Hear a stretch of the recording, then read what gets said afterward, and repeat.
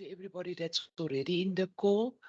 Please note that this meeting will start at 9 a.m. We are just busy getting everybody from the lobby into the meeting. Thank you.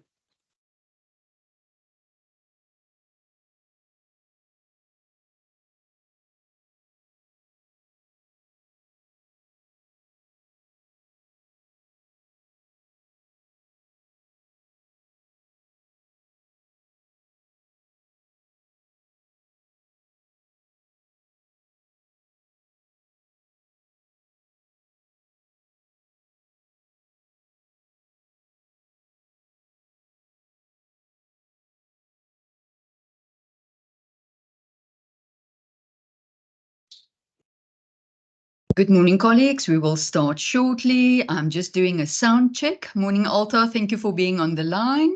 Can you hear me? Good morning, Lizzie. Yes, I can. Hey, do you want me to put up the presentations in the Yes. meantime, just so that we can make sure? Yes, please. And can I just ask colleagues if you have any sound trouble or can't see the presentation? You are all muted, but you can leave us a note in the chat. Okay, let me perhaps just first switch on my camera and then we can do the presentation. That I assume that will work easier that way around for me. Morning, colleagues. Okay, and then presentation. Right, let me just get there, just check quickly. See, it's trial and error on this side. The session will definitely be more fluent.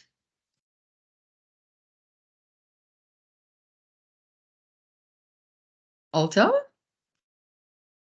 Sorry, Lizzie. Yes, I can see the You can. presentation and your video. Welcome.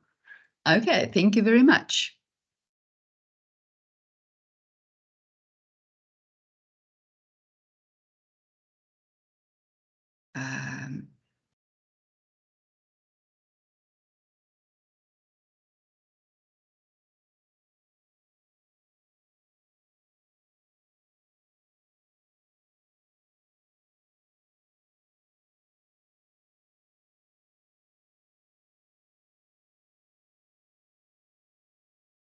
I can hear the people are still entering from the lobby. Let me just get a timer here for myself.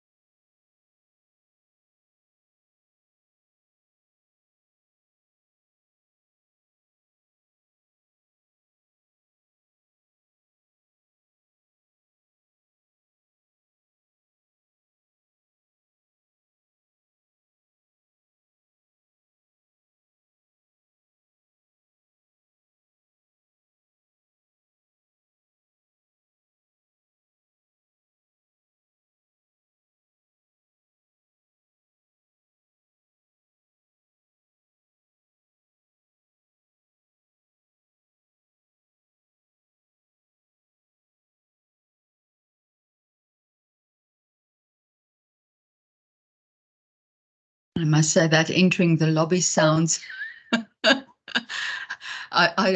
Yeah, zenuwagtig and amazing at the same time.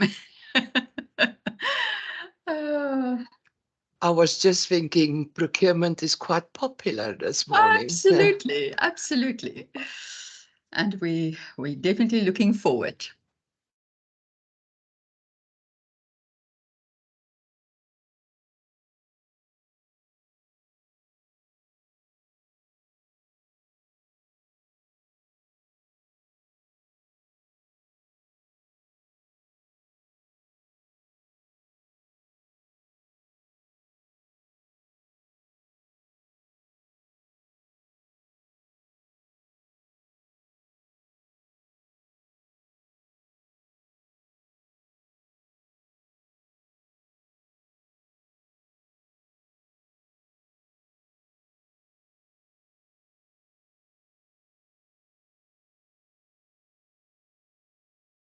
And suddenly the lobby entering stopped. Okay, and there it goes again.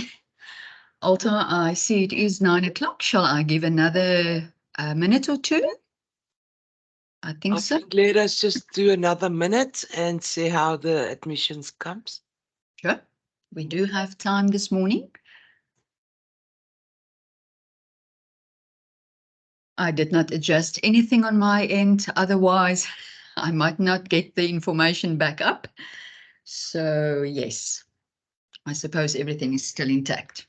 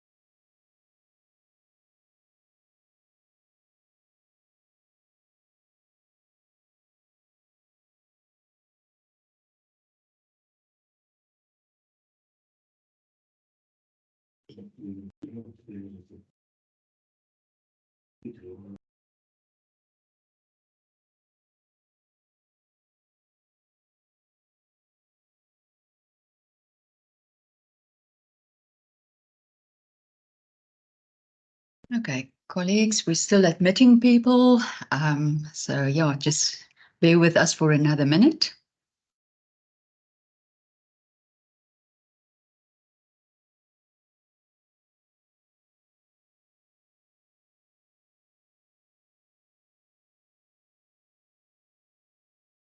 Okay, that sounds like silence.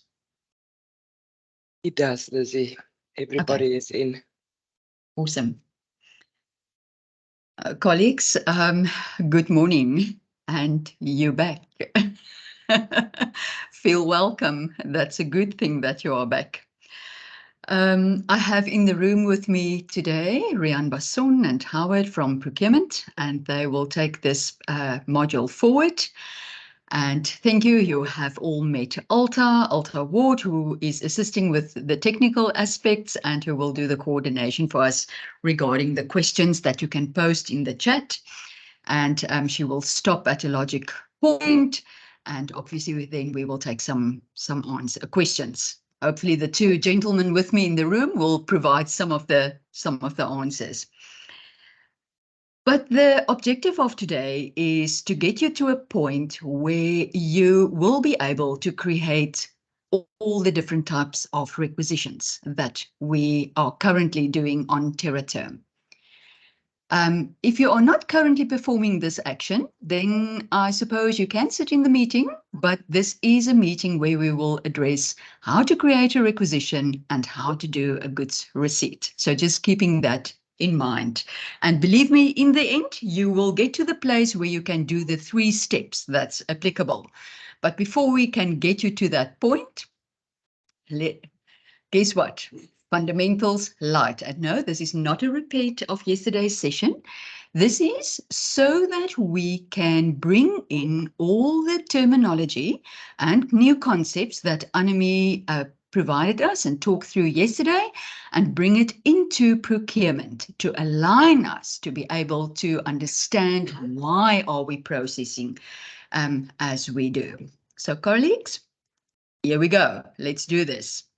You are welcome. We did set the scene.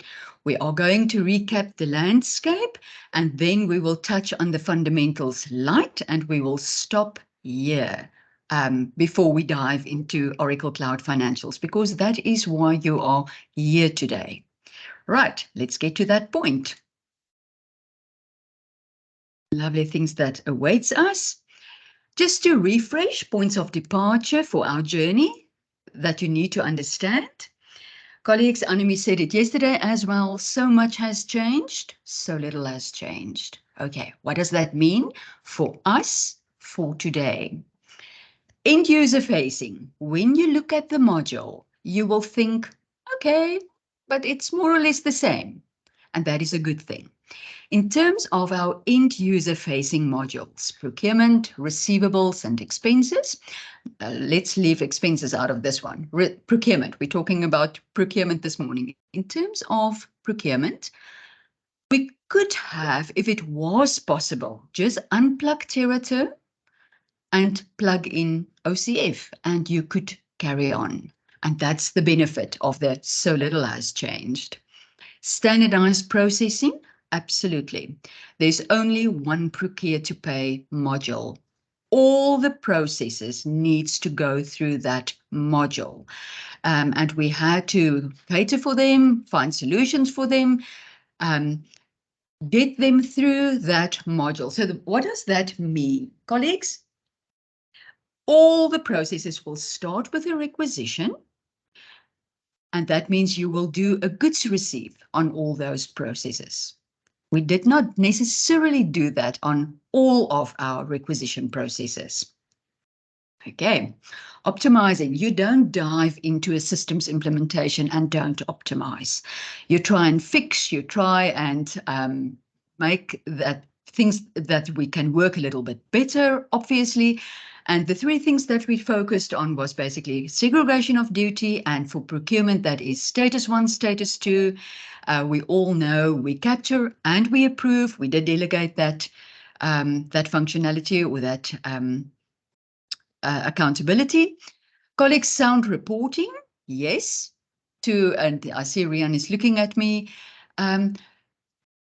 We took away the responsibility from the end user to select a GL account, because you select a GL account to buy stationery, you select a 1015, you select a 1043, you select anything in the range of expense account. And in the end, to try and get that reporting correct, once we're compiling the statements, and in the background, try and find out the spending for this expenditure, the spend for certain GL accounts, it's very difficult. So obviously that's a process where we try to optimize. And colleagues, then the accountability, the burning platform at the moment is, yes, we try to move the financial accountability back to where it's supposed to sit. What does that mean for procurement? It means a requester will create the requisition, and the cost center owner, person who's financial responsible for the cost center, must approve the transaction. And that approval routes via workflow to the cost center owner. Process. I know. Fix at source. Colleagues, Anami talked about that yesterday as well. We work in subledgers now.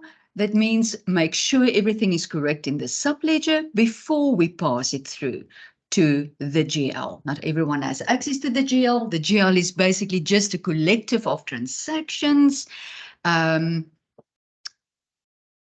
where we currently in TerraTerm do a lot of journals to fix some of our processes that we cannot cater for. The general example that we like to use in this regard, and especially for procurement, is currently we have a requisition, and that requisition cater only for one cost center. So if two cost centers are liable for the costs, then you have to do a journal in the end. Now you can fix that at source. The procurement module caters for multiples. We like to call it multiples. Multiple currencies, multiple lines, multiple suppliers, multiple cost centers in one requisition. Breathe. We will get to that point later today. And colleagues then grow into this new module. Yes, on day one, we cannot obviously fix on everything that's new. Stellenbosch as a business is not necessarily are not necessarily ready for those. We have to grow in some of the functionalities, and we will talk to that a little bit later. Recap the landscape. So in terms of today, we are in the EAS space, procurement. EAS, elektronische aankoopstelsel, that is what the acronym is. 30 years ago, yes, Stellenbosch University was ahead of its time, and the black screen, or TerraTerm as you know it, was the electronic way of doing things. So yes, that was our elektronische aankoopstelsel. So EAS is fully replaced with OCF. When we go live, everything that you currently do regarding procurement will sit in Oracle Cloud Financials. And it has two legs, obviously the inventory side and all the different types of requisitions. The only other one that I want to touch on this slide is basically EBR. So EBR has two legs in going forward in the SUNFin space. So you will procure your asset using EAS or using Oracle Cloud Financials. Buy your asset. The asset will pass through to the asset module, who sits in Oracle Cloud Financials. But it also has a leg in TerraTerm. So you buy your asset in Oracle Cloud Financials. Loma and her team addition and capitalize the asset in Oracle Cloud Financials. But you will manage your asset, your assable movings and scrappings and etc., registering your assets once a year. You will still do that in EBR. Okay, so Oracle Cloud Financials, the asset module will parse the asset that has been additioned, the one that you bought with OCF, pass that information through to EBR, and you will sign on once a year and manage your registration or your asset registration there. Okay. Colleagues, perhaps just the other one. No, let's leave it there. Good. The end-user facing modules that we're going to look at in the course of the 3 days and in the course of for training purposes are expenses, AR receivables, and then procurement. And obviously we are here for procurement today. So let's dive into the lighter version of the procurement fundamentals. Some of these you have heard yesterday. There was time to process it a bit, and we will also introduce new fundamentals that you will need going forward. Breathe. Okay, colleagues, procure to pay. I think the great thing that we need to understand is the nature of the procurement business process did not change. What am I saying? So this means if you had to obtain quotes according to specific thresholds currently, then you will still do that in OCF. That did not change. It's merely the platform, the operating platform that you are going to procure from that changed. So keep that in mind. That makes it very easy. I can stop here and basically just show you the 3 steps how to create a requisition. Colleague standardized processing, we did touch on that. All requisitions will depart from the same point. So be mindful. You need to change or select the correct parameters so that this requisition routes to the correct areas. OCF, it's very open, not very restricted. And because you depart from the same platform or from the same page, for OCF, if he has all the required fields, it will pass. So for example, international requisition. So there's no more EAS 199 on a different platform. You will also start your international requisition at the same point where you will start your interdepartmental requisition and your normal domestic requisition. If you have filled in a currency, which might be ZAR, and you have filled in a supplier, which might be a domestic supplier, but a domestic supplier, but you changed your parameters to imports, it will pass. Because there's a valid supplier, there's a valid currency, there's a valid price. Process. It will become clearer. I will show that to you. What am I saying? Be mindful of the selection that you are making.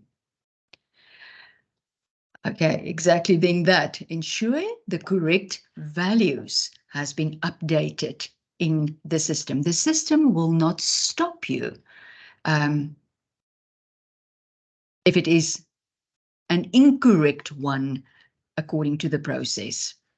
Colleagues, wonderful. OCF can accommodate attachments. Lovely. But, and there's always a but. This is the first but. But the quotations must always be attached for the attention of the buyer. I want to see the pencils now. Write this down. Always for the attention of the buyer. Unfortunately, with OCF being available and open and not so restricted, we're coming from a platform where we said, okay, we stop you if you don't do this. We stop you if you don't do that. Oracle does not work that way. Oracle only stops you when it's really an error that you're making.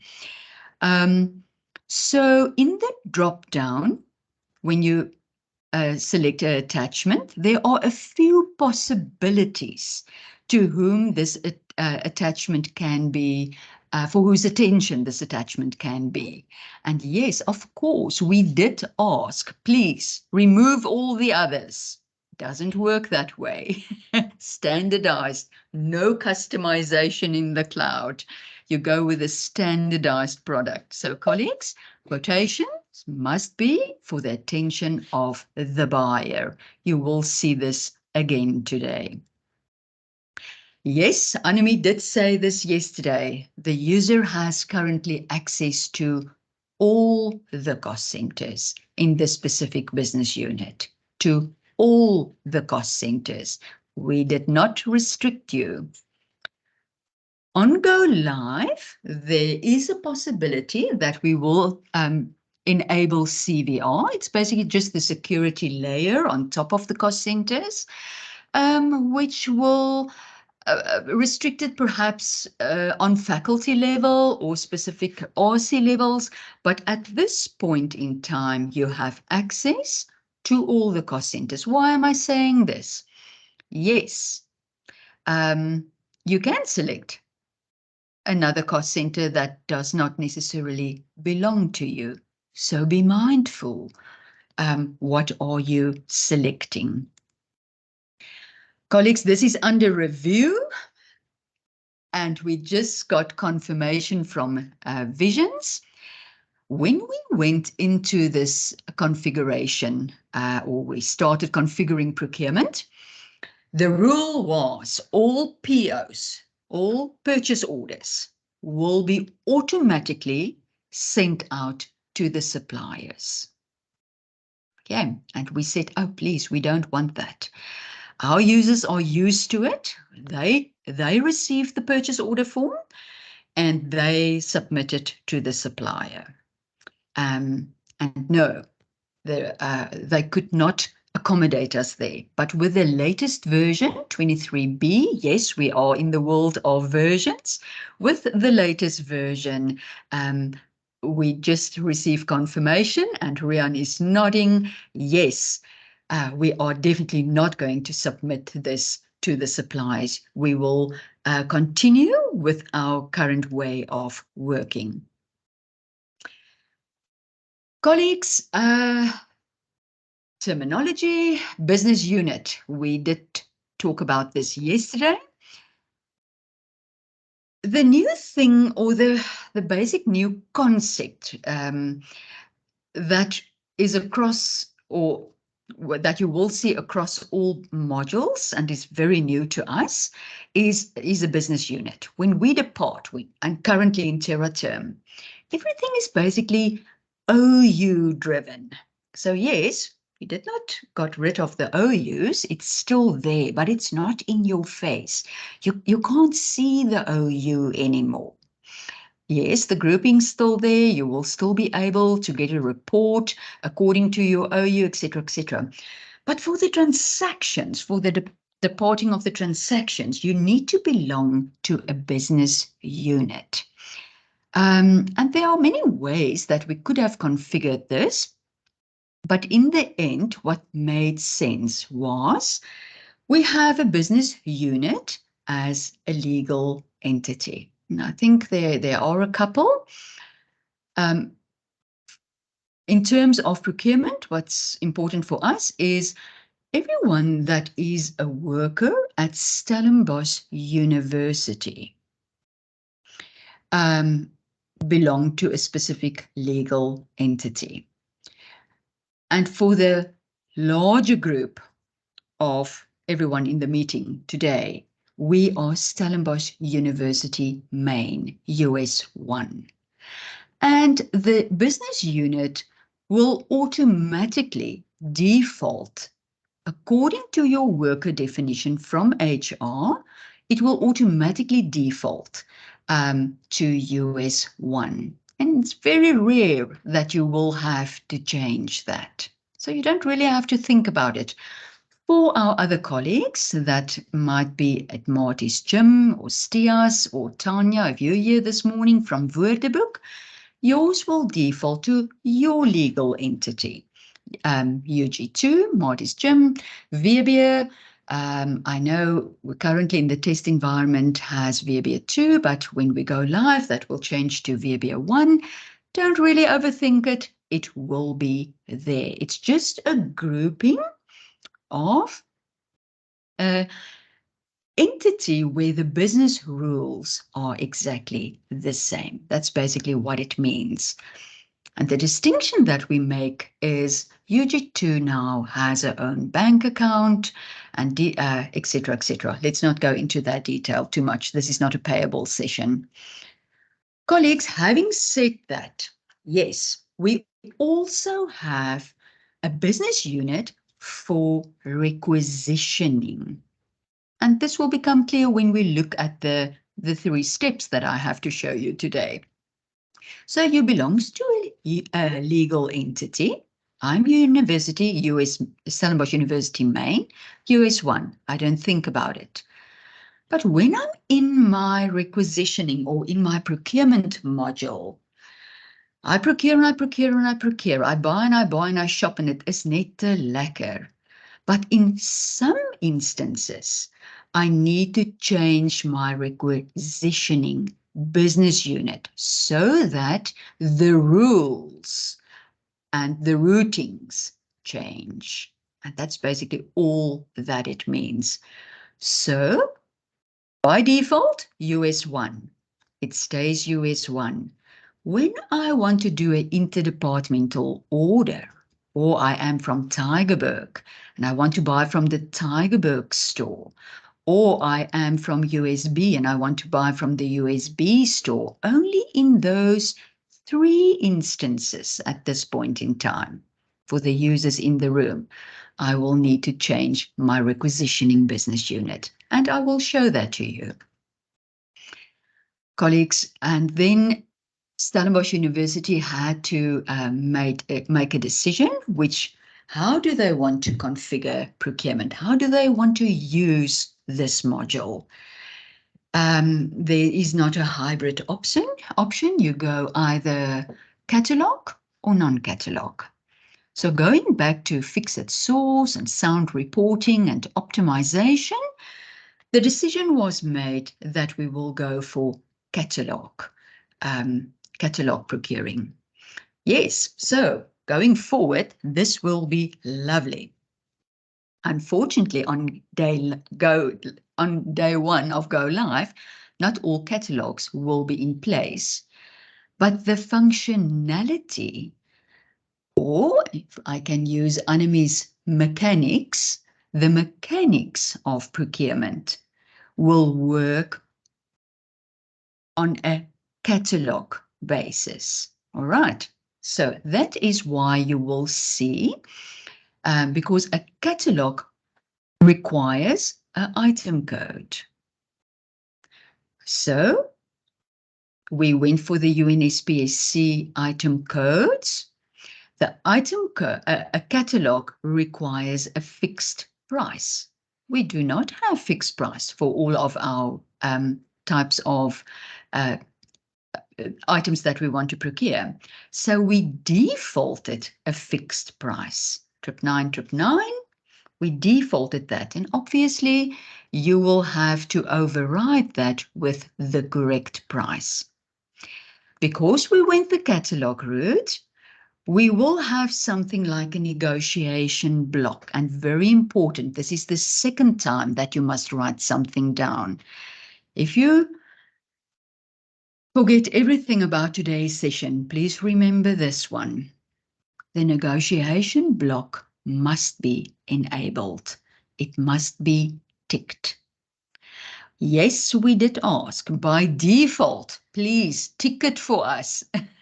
Standardized. Yeah, they could not do that automatically. The user has to go and tick that box.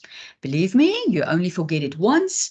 Aankope rejects that requisition, and you never again forget this. Colleagues, the benefits from an item perspective is obviously it derives the GL account for us. Linked to that item code is the specific GL account for that specific transaction. Never again, you will need to decide, is it 1015, is it 6975? Depending on the item that you select, that will automatically bring the GL account for you. Lekker. Colleagues, VAT.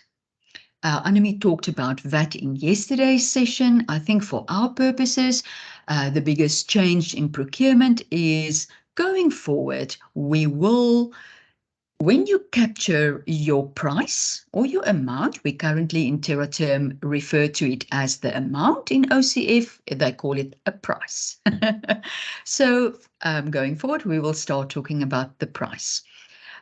So when you capture your price, it must always be captured excluding VAT. In other words, not the 115 Rand, the 100 Rand. Yeah, okay, not that bad. We can do that. The other thing that we need to understand from of VAT is it's a little bit in your face. So some of the things that we did after the fact and only after we have paid, now you will be able to see it, and it might be a little bit confusing in the beginning. So when you capture your line, you add your price, VAT exclusive, and it calculates the VAT for you before you submit. You might not see the 115 Rand. You will only see the 113 Rand. And then you phone Lizzie and you say, systems error. No, you don't do that. You phone Rian. Colleagues, what does that mean? It's not a systems error. It's how VAT is treated in OCF. So the reclaiming of the VAT sits before the payables, before the invoice has been paid. So basically what we do, VAT exclusive the line, calculate the VAT, check the cost center, check the reclaim percentage, okay? Taking that into account, and the cost center and the commitment against the cost center is only against the irrecoverable portion. So when you absorb this and process this, it is a win for your cost center. You don't have to carry the full commitment, and then way back at the end, we give the reclaimable portion back to you. Okay, good. Just turn my page. Supplier and supplier side. Supplier is the creditor. That's how we call it. The creditor, the vendor. In OCF, it is the supplier. Colleagues, it's exactly still the 9,000 that we have. They still have exactly the same numbers. They will be recognizable only once we start capturing or creating new suppliers in OCF. The numbers will obviously then be different. But we upload it with exactly the same numbers, just keeping that in mind. Okay, now what is this thing then about a supplier and a supplier site? Don't overthink it. Oracle work on a header and line principle. There's always a header. And in the case of the suppliers, the header is the profile of a main supplier that can have a few sites linked to it, branches, takke, whatever we want to call it. Okay, and those two goes hand in hand. So we don't currently cater for that. We capture or create a supplier as an independent supplier. DHL is a supplier, DHL Duty is a supplier by us, and DHL International, if there perhaps might be, or DHL Corp, yeah, there it is in front of me, DHL Corp. Those are three independent suppliers, not to OCF. In OCF, you have a header, DHL, and you can go and procure from the three sites. Okay, don't overthink it. All that this means is basically you will always search the supplier as you do now, F1, magnifying glass. And if the supplier site does not autofill, auto-populate, default, if the field stays empty, the supplier site field, you go in the drop-down and you just go and select the applicable one. And in most of the 9,000 instances, it will be a one-to-one relationship. We will see that a little bit later. Process a bit, it will become clearer as I go through the walkthroughs. And that's basically where we want to get to. Colleagues, but having said or talked about standardized processing, I did mention the interdepartmental requisitions. To cater for them, we had to treat them as all the other type of requisitions. Oracle does not understand this concept of you have an interdepartmental transfer of orders, etc., etc. So to cater for the interdepartmental requisitions, you will start by creating a requisition. And guess what? The internal service provider, the language center, IT, SAF, there might be more, are set up as the internal supplier. And obviously, same rules apply, standardized, couldn't get away from that. Same rules apply. You will select language center or IT as the supplier, the internal supplier, and you need to go and select a site for them as well. We will look at that a little bit later. Colleagues, header and lines, we've touched on that. Don't worry too much about it. It's once again, there's a header. And a header in the procurement space means there can be one requisition, just one. And to that one requisition, you can add multiples. You can add multiple lines, and that requisition lines can have more than one supplier or can have different suppliers, different cost centers, different currencies. One requisition with all those multiples, one header with all those different multiples.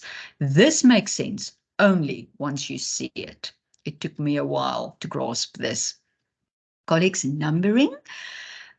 We are used to a requisition, and then we just add a requisition number, and then we just add two numbers in OCF going forward.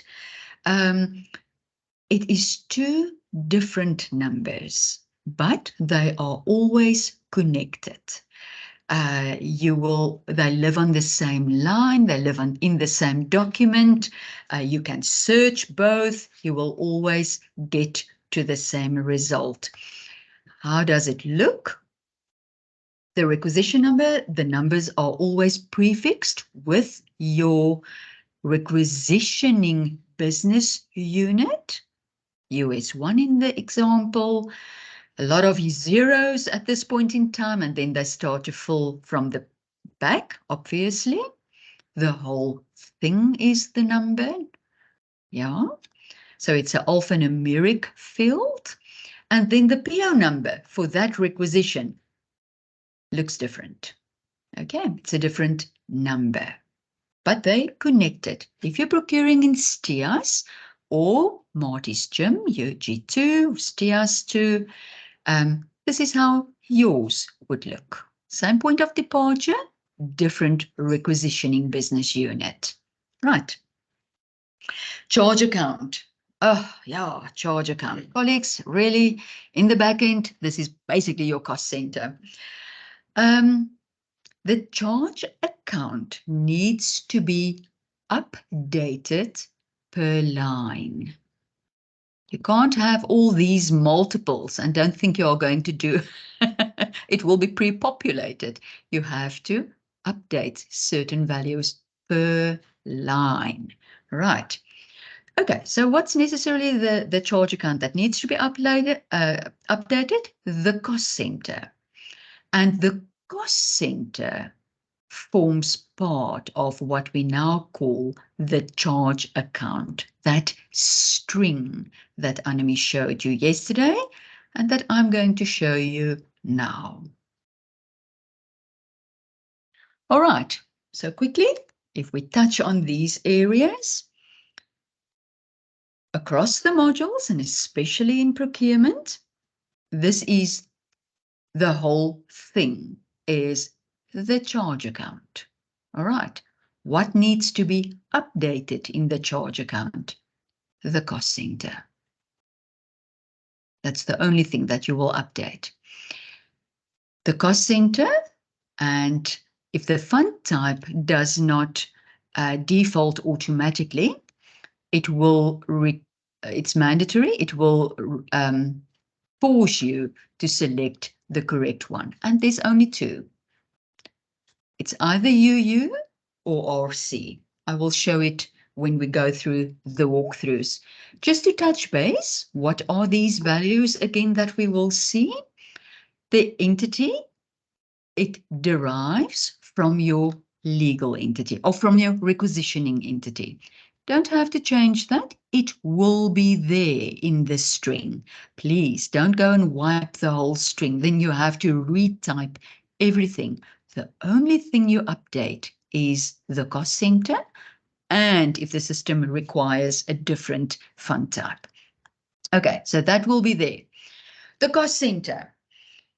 Colleagues, these are chart fields. So this posts to the ledger, this drives certain business rules, etc., etc. And there's different ways that chart fields are treated behind the scene. So this is part of the so much has changed. Okay. You will see A004, it's a new cost center that's been created. You will see A004 as the default value across the modules. Okay, why is it there? We could not leave that blank. OCF requires that this field is populated and you can't do it with zeros, unfortunately. So this is the field where we need to warn you, go and update the field and select your correct cost center. So the A004 is like a vangnet. There's no budget. The smart people in the room, they say this is a balance sheet cost center and there's no budget assigned to it or allocated to it. So if you forget to update it, it will give you or result in insufficient funds or a budget failed or one of those with the exclamation marks. Then you realize, oh, ek het vergeet. I should have updated it with my correct cost center. Right, so that's why that value is there. Colleagues, the account number, the GL account, this one, it looks like it is selectable. It is not. It derives from according to the item code that you will select. The fund type, we talked about that yesterday. For our purposes this morning, it will default to the value that you see there. And this one is a UU, unearmarked. So if you use R775 or whatever the case may be, the third stream, fourth stream, fifth stream, I don't know how many streams we currently have, they will all be RC and they will be available under the drop-down. Just to touch quickly on that one is for future use, I suppose. This is the only other one I want to touch on, default with the zeros.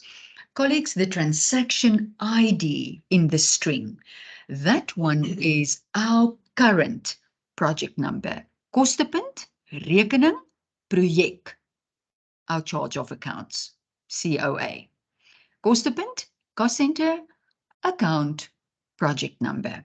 Right, we couldn't call it a project number because guess what?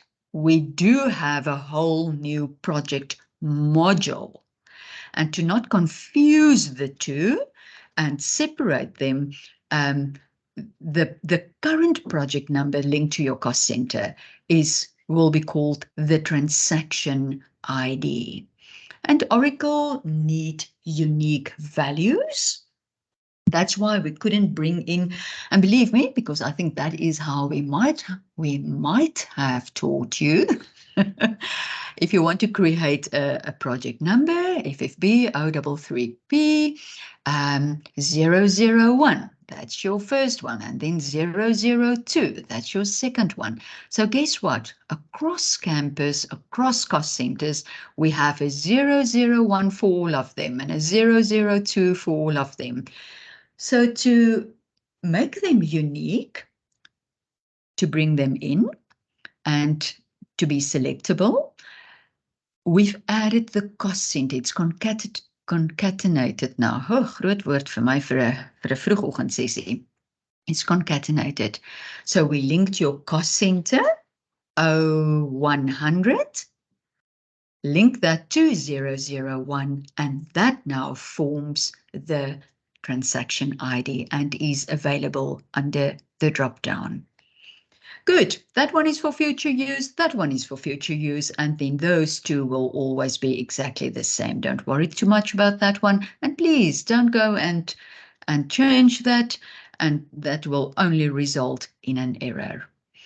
Colleagues, if the requisition is for a POET-related purchase, that means you have a proper project that has been registered in what is it now, projects and grants, then obviously this will gray out. You will not use this string, and there will be POET-related fields that you have to populate. Not for today, future use. Right, this is what we will be focusing on. Okay, so luckily for you, I have talked through all of these. Just keep in mind the charge account is a string. And in this string, and remember it drives certain values, in that string, you will merely have to update your cost center and the cost center type. Good, I think that we talked to that. The only other thing perhaps we can touch on, Annemie did say it yesterday also, is in OCF going forward, all cost centers are converted to budget cost centers. And what does that mean for us? If there's budget, we can buy. That's basically what it means for us. Colleagues, don't worry about it. On Go Live, your saldo, your current saldo cost centers, your balance cost centers as we know it, will be converted into a budget cost center, and the available balance will then be the available budget for the transactions. All right, if it's say insufficient funds or insufficient budget, then obviously you have problems. Don't call me. Let's see, we did talk about that. GL account derived from the item code. Yes, wonderful. We will see this when I buy an asset. I don't have to remember to make it 6975. It will come from the item code. There's our current chart of accounts. It's loose standing entities. Once again, just be careful. Oh, sorry. So this is what this is about. We put those two together in order to get to the transaction ID. Available under this, you can select it, but colleagues, same rules apply. If you have access to all cost centers, of course, you are going to have access to all the different transaction IDs.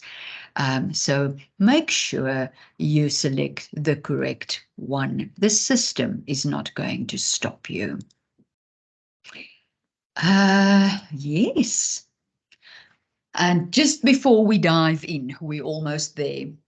I said no processes. The business process per se did not change. So the same rules apply. If you got quotes now, that is how we're going forward with it, etc., etc. But there are one or two processes, because we are working with standardized rules, that might be a little bit different. Okay, and I think the major one and this is actually just a big win for us, is this one, FPG 100. Colleagues, because everything is upfront now a budget cost center, that means there must be an equipment budget that has been allocated to that cost center. That makes sense. Weet daai klink nou vir my net so deurmekaar soos wat ek dit nou sê. Okay. So this means there's no need anymore to do a FPG 100 where you had to allocate the money or the equipment budget to the cost center so that it doesn't result in insufficient funds. So that function is redundant. Okay, the area that we did not lose is obviously FPG 100 always gave us the opportunity to also provide the asset information, the location, the room number, the owner of the asset. So where are we going to do that now? If we don't have to do FPG 100, we do have budget, so that's sorted. On the requisition line, when you buy the asset, you will add that information. Once again, system is not going to stop you if you do not add it. Be mindful to capture that information.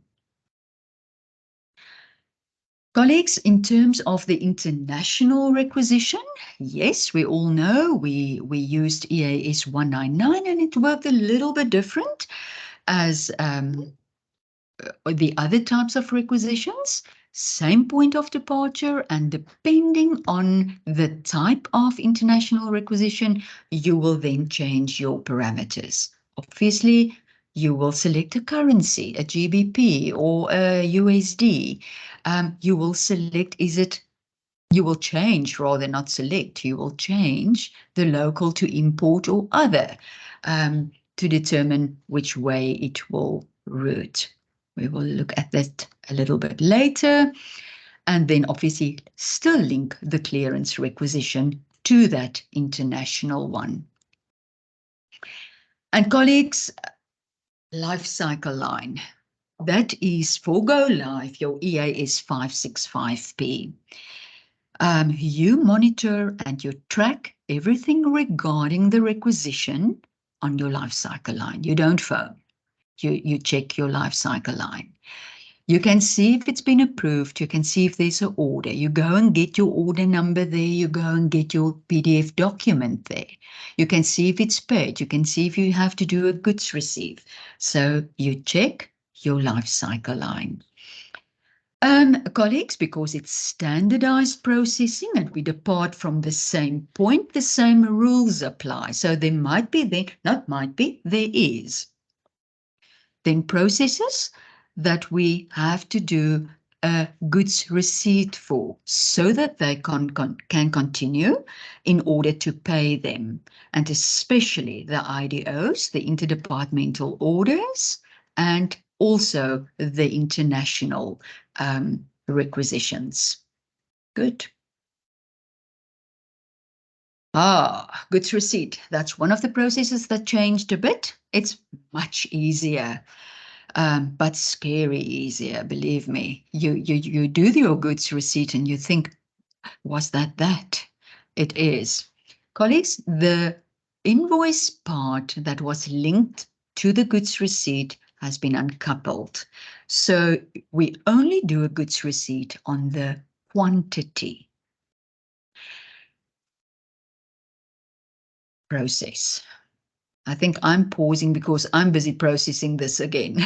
You do a goods receipt on the quantity only, and then still need to submit that physical invoice to the payables team, the creditors team, in order for them to pay that invoice.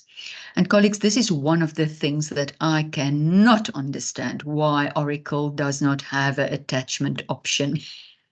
year. And basically it's because the goods received and the invoice are totally two separate documents. But we cannot attach the invoice, and that is the third place, please write down. You still need to email the payables team, attach the document in order for them to pay that document. I will talk to that again. Okay, and this is my point where we are ready to dive into the session. I just want to stop here. Are there questions? And Rian says, please, can we just perhaps have a 5-minute stretch? Is that what you're asking? Let me just go, Alta. Are there questions? Lizzie, we are 100% okay in the chat. Every question has been answered so far. So I think we can take a break for now. Okay, so colleagues, can we then it's just a 5-minute body break and then we are diving into the system. Yes, 5 minutes. Thank you very much. So we will resume at 10 o'clock.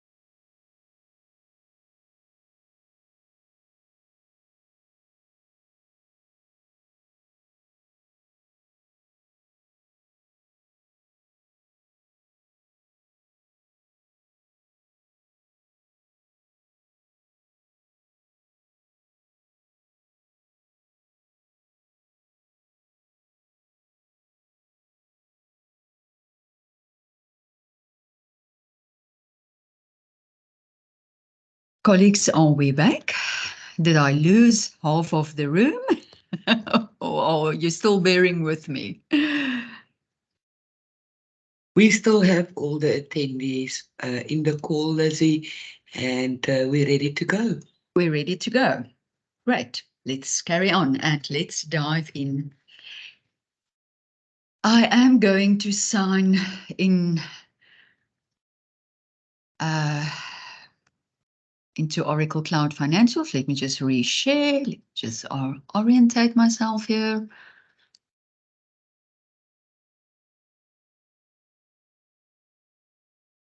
Move that thingy. Okay, colleagues, perhaps just to refresh. It's browser-based. Mine sits on my desktop. We did share the link yesterday, and hopefully you all had a test drive. It works with company of Oracle Cloud Financials, work with company single sign-on, which makes it much easier than to remember a whole different new user ID. Okay, it will prompt you the Stellenbosch University's credentials, and then finally you're in. I think we do have 1 or 2 new people in the room, so colleagues, web-based, you'll click your home to get to your landing page, and that would obviously always be your point of departure. The only other thing that we're going to touch on today is also this little cell phone here. It's the Oracle Guided Learning Helpline or Help Center, and all the documentation sits here. This is your live guide, your interactive guides, but it will not pop up and be in your face. You decide when you want to launch it. And this thingy is movable. So if it is in your way, perhaps it sits over a taskbar or a place where you want to OK, then just move the widget. Right, we will talk to the widget a little bit later. Colleagues, these areas, obviously, as per normal, it's vaguely familiar. Home will immediately click us through. And you can set up favorites just as you do in any other Windows-based platform. You can set up favorites. Oracle Cloud or OCF in the background works with scheduled processes. So I set that one up as a favorite for me. That's one that I will be using a lot. The other way was just I go to my tools and there is my scheduled processes. It's as easy as that. There was a question in yesterday's session, how will the system prompt you? Is there a way that I can see what's outstanding or now what I need to attend to? So it comes standard with a watch list, and depending on the type of roles you will have, you can see what still needs your attention. Okay, so ek sien 'n klomp nulle daar. Ek het nog nie regtig hier gekyk nie, but there's something overdue. Nogal niks. Wonderful. There's one payment process that requires attention, etc., etc. Okay, so yes, we do have those nice things in the system. And then here is the notification bell. Die klokkie soos wat ons na hom verwys. And as per normal, all the notifications that you need to be informed of or you need to take action on will sit here. You will find it here. Or you can go to your work list. Remember, colleagues, this becomes your work area. So use it. So under my tools, I have a work list, and the same information will appear there. And you can keep this work list open. There it is, and you can go and complete accordingly. Right, where do I want to be now? Colleagues, just for the people who haven't seen this yesterday, this is your landing page, and all the functions that has been assigned to you will be on this landing page. So hierdie is jou EAS 500 en jou EAS 501. This is your programs, as we call it in Terra term. So for the purpose of today, we will be working in this area. So it's either grouped. I have a few functions, and that's why mine sits under the procurement grouping. It's either group, and then you select that, and there's all the different procurement functions that I have access to at the moment. For you as an end user, you will only have access to, or you only require access to purchase requisitions and to my receipts. And therefore, they will not necessarily be grouped under the procurement icon. They will be there standing alone on the landing page, regardless of same point of departure. All right. I think we will navigate through the rest as we go. The only other thing that I perhaps want to shift your attention to, you see, let me just move my little OG Aliki there, don't want it there, is that icon there. It's a compass or compass. And under that compass, we will start adding additional documentation. So in OGL, Oracle Guided Learning, you can launch the information that's required. And I will do a process where I launch an interactive step guide a little bit later. So you decide when you want to use this. If you want to look at a video of a specific process, or just launch a guide, or even just get a hard copy print out of the steps, you decide. This icon key here is additional documents that we compiled just to help us all across the bridge, and that is available there. And we added one for procurement this morning. So yes, after the session, go and have a look at that one also. Good, let's start.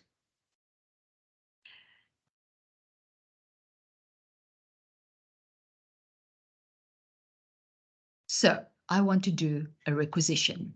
We set standardized processes. That means same point of departure. There are only two types of requisitions in the system. One is if there is a catalog in place, an agreement in place, there's a fixed price, and then for the rest, enter requisition line. Right, so let me just open my landing page first. It is a little bit messy. I have been working on OCF for a while. Yours will be nice and clean. And before we start capturing either one of the two, either for a catalog or enter via a requisition line, those are the only two that we have. Let me just look at the landing page. This is the requisitioning landing page. Colleagues, when you start capturing, OCF will save the record for you in 3 places. It will start filling up this area with your recent requisitions. So after I've captured one, and I'm going to do one now, I know you're anxious. I've captured one. It will come and save it in this area. Okay, but this will become full, ja, baie vinnig. So all the requisitions are selectable and manageable under the manage requisition space also. So it's either almost in your face or when you drill down into your managed requisitions, all the requisitions that have been captured by you already, and obviously you can search and drill down, will sit here, and you can take certain actions from this area also. So just to show you where Oracle will save it. Done. Don't want to do anything on this page. Don't want to search for anything on this page. This is a search area where you have to give certain criteria. And guess what? What is the first criteria that you will see? The requisitioning business unit. Okay, search criteria. Don't want to do anything else. Don't want to hover over OCF there, OGL there. Just done. Go back to my previous page. Okay, just some navigation rules. Right, the other area that it saves the record for you is here. So it will start, once I'm done there, it immediately adds it here because it works in the background using the mechanics of catalog shopping. Now, colleagues, just be careful, be mindful. Recent purchases, don't use this area in the beginning. All right, this is for future use, although you will see information as you start capturing. These are the two areas that you will work in. Okay, and there's a reason why I'm saying it. Right, let's start.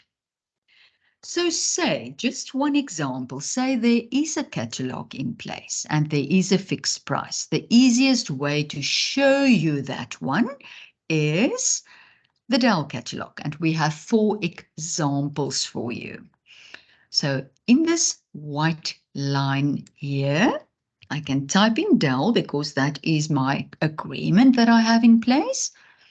There's my search button key. And if there are catalog available, here are the 4 dummy items that we have in the test environment. So you can immediately see there are prices. There's the descriptions. I can drill in. Remember, it's hyperlinked. You can drill in and just select one. So the thing with this one is you kind of decide, I want that one. You highlight it. You decide the quantity. The amount is fixed or the price is fixed. And all that you need to do is add it to cart. Zip, zip, zip. It's added to my trolley key, to my cart. Right. So colleagues, all the requisitions have 2 pages. You have your page where you request. This was the request.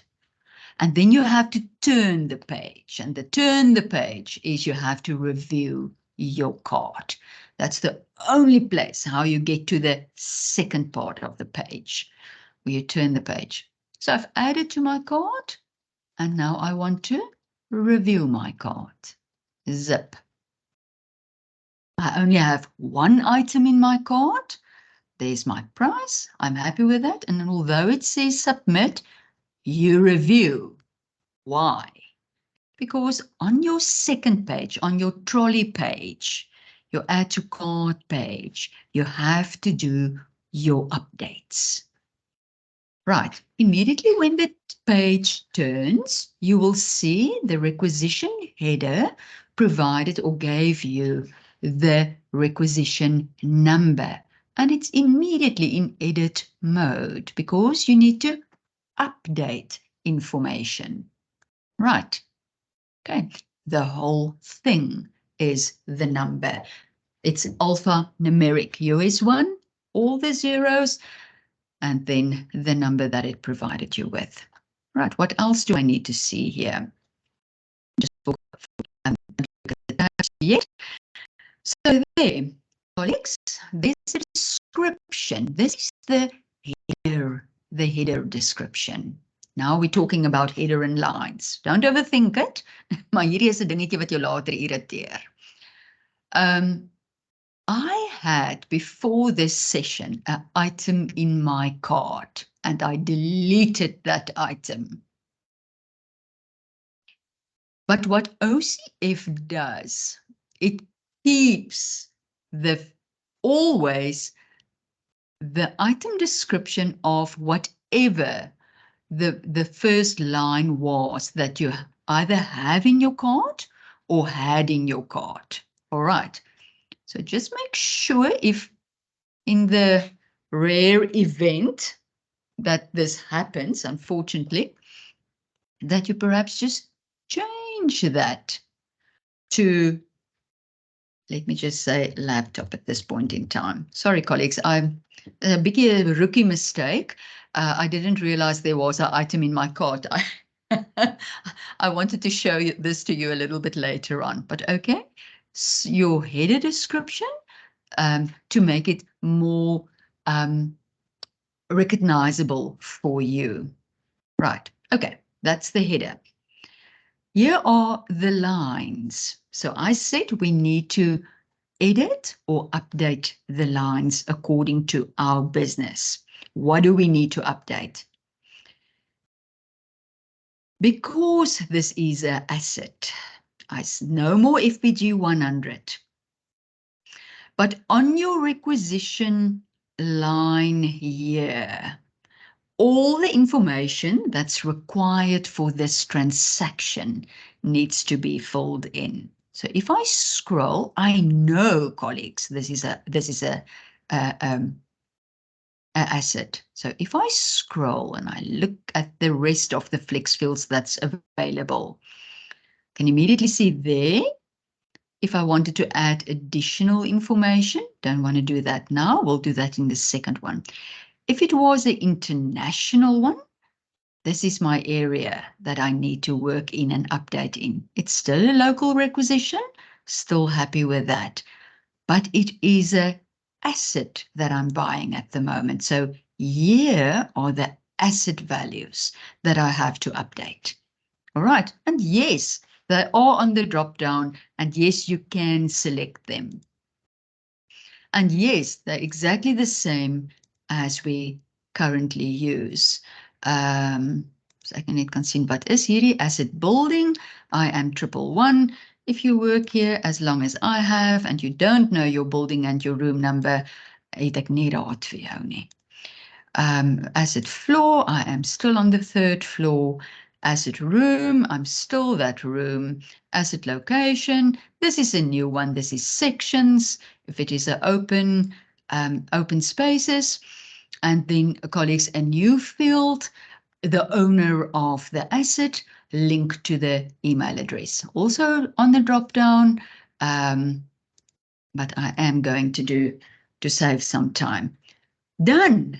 Okay, everything that I needed to update for this specific transaction is now updated. On the line that was required, asset information. The system will not stop me if I don't fill this in. Be mindful. We know this is part of our process. The only other thing then that I need to update is, guess what? I have to pay the cost center. Where is that? That long charge account wat ons so baie nou al oor gepraat het. Where on earth is that? Oracle has large pages. So there's the header. Here's the lines, requisition lines. I am on line 1 and busy with line 1. When I scroll down, I get to a section on line 1 called billing. And that is where you will get that information. There's the charge account. You can immediately see the GL account already coming from the item code, changed to 6975. The rest of the string still sits there. Don't have to update US1. I know I'm US1, UG2 for the Marty people, and Tanya, VB2 for you for now. And the STIAS people if they're in the room. ST2. Okay, so colleagues, the only thing then is I have to get in there and update my charge account, the A004, to the correct cost center. And obviously you don't have to try and get in there and wipe the whole thing. This is called a smart form. When I click there, it opens up the area and I can just select. All right, and they are all there. I said you have access to all of them. So for now, to save some time, we will do a selection a little bit later on. Yes, people, you know your cost center, 5903. If you don't know, oh no, Rian is in the room, 5905. 5905. 6975. Moenie gaan krap op goedjies wat niks met jou te maak het nie. This is enough information that you had to update already. Okay. Done. Done. Okay. Only other thing that I had to do, attachments. For asset, I suppose I had to get a quote. All right. So, note to my supplier, hi, how are you doing? Here's your quote. You attach it here per line. So there's the line. Colleagues, it's not going to stop you. My tweede dingetjie wat ek gesê het, I want to see pencils. You have to select a category.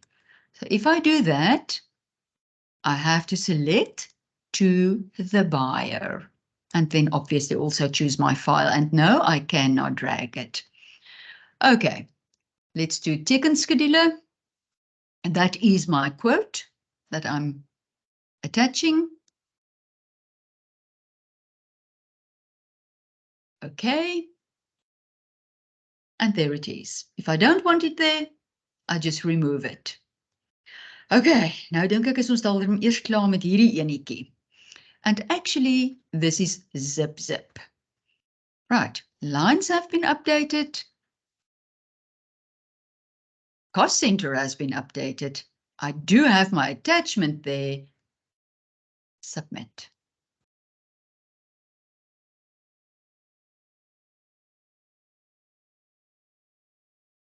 Okay, and what does it do? It stores it for me in my recent requisitions. I changed my description line to laptop, so otherwise there would have been flower stands. I think that was what was in the description line, and the requisition status is pending approval. And this stays pending approval until the cost center owner, it routes to the cost center owner now first, until the cost center owner tick the belly key, and then still stays pending approval until the financial services team actioned it, and then it will update to approve. Good. I'm just going to stop here first. We will go through all the processes in the next one. So colleagues, the one that I just shown you was basically if there is a catalog in place, and we can do it from that platform. For the rest, and even for the catalog ones, this is the one that I want you to focus on. All the others, we will start by selecting more tasks. So this is a second requisition now. And this requisition applies to all the different types that we currently do. So you will always start by selecting more tasks. Drop down. The task that you select here is enter requisition line. Dit lyk meer bekend. Okay. And what do we need to complete? We know by now that everything that you're procuring is linked to an item code. And Rian did request them to please make that header name or title name, please change that to item number so that you know this is a numeric field. And who on earth at this point in time knows what the item codes are? Therefore, you will have to go and search for it. Okay, so I cannot type in tennis there. This is a numeric field. You select your magnifying glass there. And especially in the beginning, make this an advanced search. It helps a lot. You just reset the search, make it an advanced search. When I make it advanced, I just have, see, more flexibility.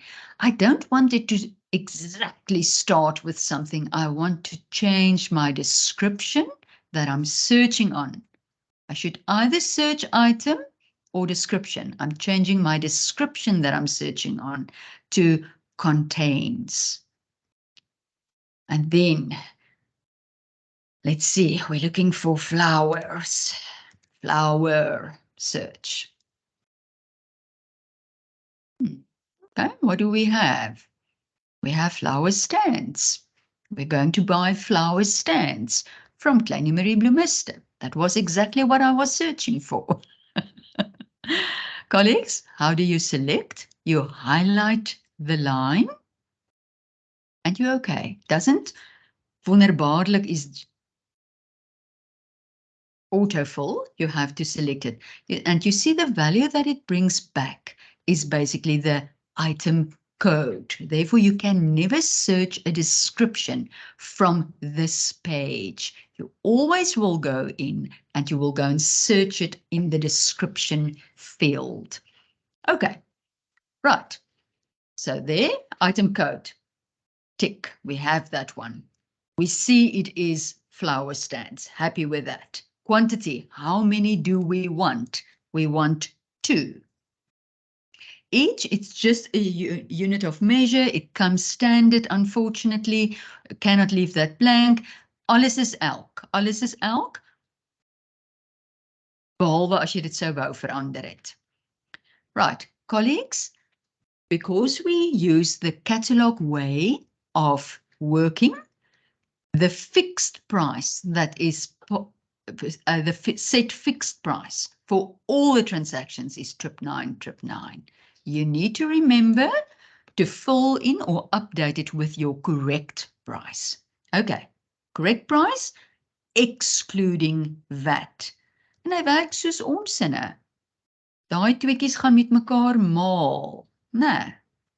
Okay, so 100 Rand for one of the flower stands, excluding VAT. Colleagues, this is your currencies. So this one is still in a domestic one. Say this was an international one. I could have gone in there and say, change that for me to USD. Oh, and I see the rates aren't in. Okay, so we will sort that out. The rates supposed to come in every morning at 8. So we will quickly sort that out. Luckily that I've opened this now. Okay, so let's change that back to ZAR.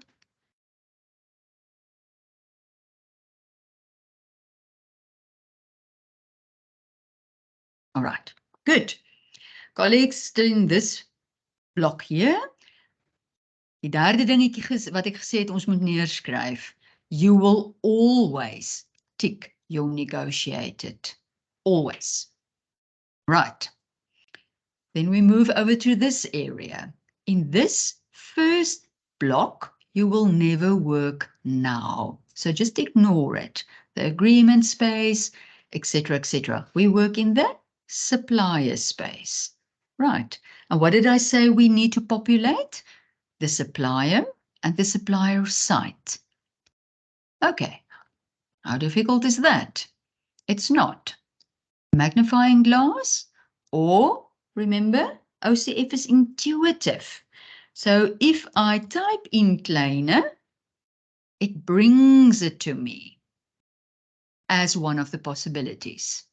I'm happy with that. I select it. What did I say? Fourth thing that you had to write down. If the supplier side does not autofill, auto-populate, ingevul is hier nie, you have to go and select a supplier site. As jy dit nie doen nie, dan moet Rian en Howard hierdie reject. Geloof my, jy wil net een keer aan daai kant wees.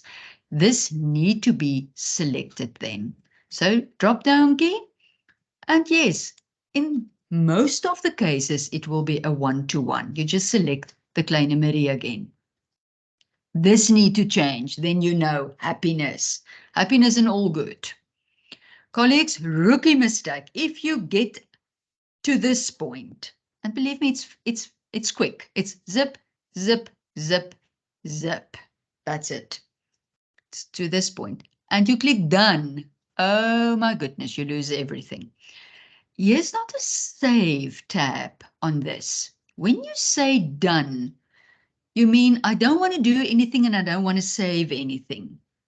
You're either done and you leave and you do it again, or you add to cart. That's your two options. Rookie mistake in the beginning. We all click done and we think, now where's my information? It's done, is weg. Je moet het weer doen. Okay, so colleagues, what happens now? Immediately, if you do want to capture a second line for this transaction, you see everything is blank now. I have an item in my cart. I've added that and I can immediately start again. Or not. Don't have to. I want to review my cart. I want to finish this one. Still the flower stands, review it.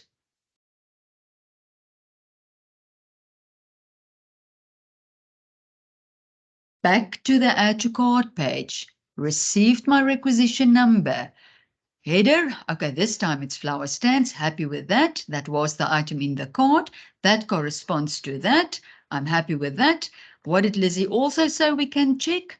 Okay, now be mindful. Now you start thinking, is this an asset? No, it's not an asset. Therefore, I don't have to fill in asset information. Is this an international requisition? No, therefore I don't have to fill in this. Do I want to add additional information to the description? Yeah, perhaps a red flower stand. Okay, there's your area where you add additional information. Colleagues, so nothing here for me to update. Oh, did I tick my negotiated tick? Oh, goodness, I can't remember. How do I return to the first page? Where's my F8, F10? Where? There, little pencil key there, edit. This one takes you back to the first page. Ah, I did tick it, right. Okay, if you didn't, do it. Colleagues, you can change anything on the first page except for the item. So make sure you select correctly, otherwise you have to cancel this requisition. Okay, I'm happy there, happy there. What's the other thing? Still need to pay. Scroll down to there. So this is the lines. There's my header. This is my lines. I'm still on line 1. Haven't worked in a different line. I still need to update line 1's billing information. If it was a project for projects and grants, I would have fields here, not for today. This is the area I'm working in. Okay, everything is there. Please don't wipe it. Don't clear it. And you have to retype it. That's not my fault. Open it with your smartphone and fill in your cost center. And that's it. 5905 for today. Rian's cost center. Account number changed to 1406. Don't The fact that it's open doesn't mean you have to go and select anything else. You want to save time. There we go, happiness. And at this point in time, all I have to do is I can submit. On the submit, it does the funds check. And on the submit, and you see, you don't even have to open it. You can go and look how the calculation of the VAT calculation looks like. But see, dit hoef jy ook nie te geplaat nie, want jy sien dit nie.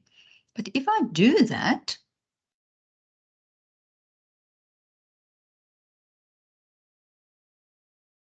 nou die mense wat somme maak, moet nou mooi kyk, is ons reg daar. Okay, so it was 200 rand on the line, excluding that, it was 2 items, plus the 30 rand. Why is it then just showing 226? Because it's taking the reclaimable percentage into account. It only commits the irrecoverable part. Okay, done. Oh, attachment. Did I attach my information? Can attach it to the header, or I can quickly go back and attach it there. Remember to attach it for the attention of the buyer. Happiness, submit. Done with requisition 2. We're going to work faster now. Same procedure. It routed to the cost center owner.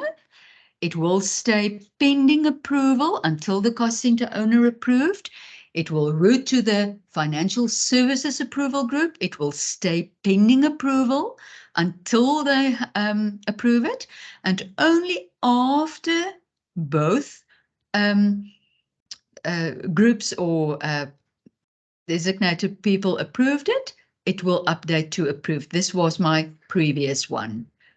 It's been approved. This means that, let me just check my clock here. If I did receive any kind of notification 5 seconds ago, there was the Dell one. Approved purchase order. Oh, het jy al klaar omgeskakel in purchase order? Okay, awesome. Thank you very much. We can go there then. Okay, colleagues. Right, 2 requisitions done. Before now we are going to just start untangling and start showing the nice features of how we can work now with that basic steps. Where do we split the costs? Where do we add another cost center? How do we add another line?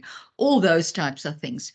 Before we delved into that or dive into that, let me just see, where do I monitor this requisition? How do I track it? I talked about a life cycle line. Okay, so let's use this one. I'm going to use both. If I go back there, I drill into my flower stands, still pending approval. This blue line is your life cycle line. All right, or it's the requisition line, but it's linked to a life cycle. There it sits. It's either there or there. The thing with Oracle Cloud Financials, many ways to get to the same point. Bit confusing, very overwhelming in the beginning, but somehow you get used to it. All right, so what am I supposed to see here? Yep, happiness there, still pending approval, happy there, funds are reserved, happy there, no order number yet. Okay, if there's no order number there yet, no need to open the life cycle. It means I can't do a goods receipt yet, etc., etc. All right, so just to give you an indication, you can see everything on your life cycle line. Even now from here, I can take actions. It's a full requisition. There's the number. Action it there. Let me just get Oracle Guided Learning there out of the way. I can edit this. I can withdraw it and update it. I can cancel it if I don't want it to route any further. Okay, so say for example, I want to edit this. Is it, I did send this one for approval yet. Let me withdraw this one from the approval queue. Can they do it? Let's see. This line was withdrawn, not reserved. It released the funds. En nou is hy hier. Nou moet ek iets met hom doen. Okay, so be mindful. What do you want to do with it? Why did you withdraw it? I want to update something. I wanted to edit something there. Okay, there we go. What did I want to edit? I wanted to make that 3, for example. Happiness there. Nothing changed regarding the cost center. That's still in place. Happy. I can even update the cost center. The whole requisition is again available. And I just resubmit it. Okay, good. It does the funds check. Happiness. Hopefully this doesn't fail. Still there, still pending approval. If I drill down, the new value will sit there. Done. Okay. The second one that I want to show you, the laptop that we procured. If I go in that one, that's one's approved already by the cost center owner or the full approval routing. There's my attachment, my information. Annemie talked about the budget phases. So there's already an order number created. So it's in a different budget bucket in the background. Don't worry, we just want to know it is reserved, liquidated. Liquidated in the background means this is now, I assume, obligated because there's an order number. But anyway, there's your order number. Done. Wonderful. How do you get access to the document? From here, you can roll down. And yes, if the question is in the chat box, you don't get it via email. You go and download it here. There's your view PDF. There's the purchase order number. There's your PDF. You just open that. There's the PDF. There's the documents, etc., etc. Right. Done. Don't want to do anything here. Don't want to do anything here. Done. Back to my landing page. Whew. Okay.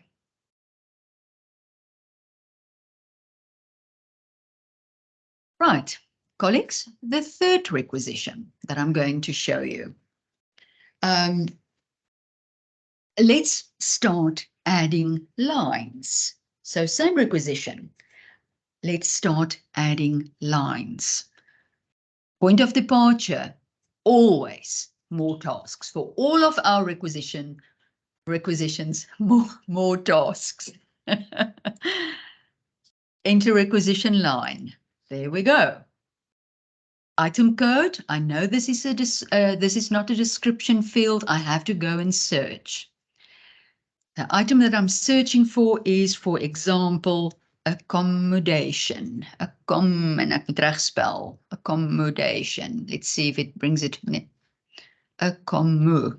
Mense vir ons Afrikaanse mense is hier 'n bietjie 'n uitdaging, hoor. There we go. Colleagues, and as you see, thank you, Rian Howard, people that has been involved with the item codes. They kind of give it a localized flavor, accommodation local South Africa, accommodation not local, etc. So this is kind of the trend that you will be looking out for. So yes, it's accommodation. I have my code. One person, update your price. It's 100 Rand for the evening, excluding VAT. It is still in ZAR. I tick my negotiated. I don't work in agreements. I select my supplier. My supplier is Protea. Hopefully it's here in my shortlist. Protea Hotel. There's Andres, the Protea Hotel in Saldanha, I suppose. There we go. If that doesn't autofill the supplier site, I select the supplier site. Colleagues, that need to change. If that did not change, you left out the supplier site. Happiness, add to cart. Two things can happen now. I am busy with a requisition. So I don't want to go and review my cart. I want to immediately start with another line. Select my item. My new item is flights. Vlugs, net reg spel. Search. Flights. As ek bly in hier, so bly ek seker daar ook in Suid-Afrika. There we go. Happiness there. One person. Flight. The flight, guess what? Also 100 Rand, excluding that. Tick the negotiated. The supplier is Nielsen.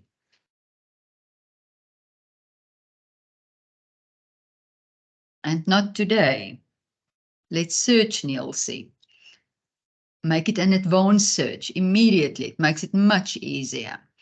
Let's try on the alternate name. Oh, that one is only start with or equals. And I assume the alternate one will be Nielsen. Search. Apparently not. Let's try again. Reset your search. Right, make it advanced. Keyword search. Let's try that one. Nielsen. There we go. Nielsen travel. Zip, zip, happiness. Highlighted. Guess what? Did not auto-populate. Select. Nielsen reisbureau. That changed. Happiness. Add to cart. If you're done, you lose everything here. You either add to cart or you leave. Okay, I add to cart. I already have one item in my cart. I'm happy with my cart. Did you see what? Oh, ja, so dis hoe julle voel as ek vir julle hierdie opdrag gee. Colleagues, where more information is required, there's another smart form that the system will obviously force you to fill in, and this is lovely. Dan hoef ek nie nou klein spasietjie te tik nie. Name of the traveler. Is it me? It's Lizzie. Cell phone name.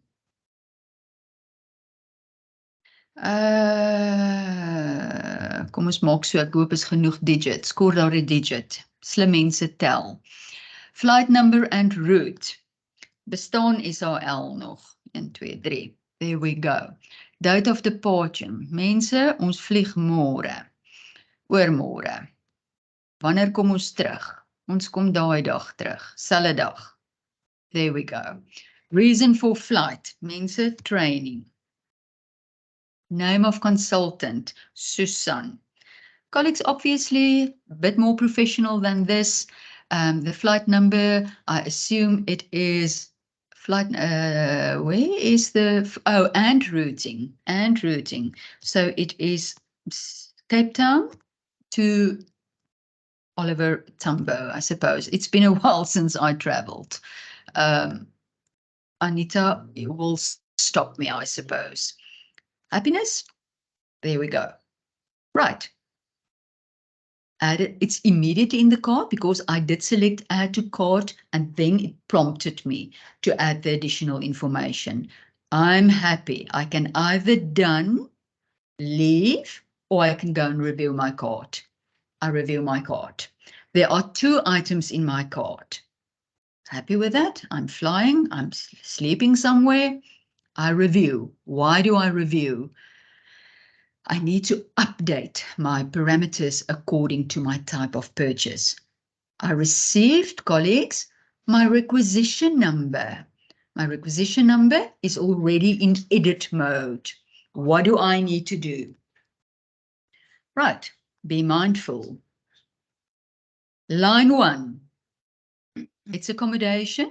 Happy with that? I don't want to add something additional. It's not an asset. Okay, stay on line 1, go down, scroll down, update line 1's charge account, the cost center. 5905. 5. There you go. Done. If it was a R5597, that should change to RC. Not going to happen today. There we go. First line, done.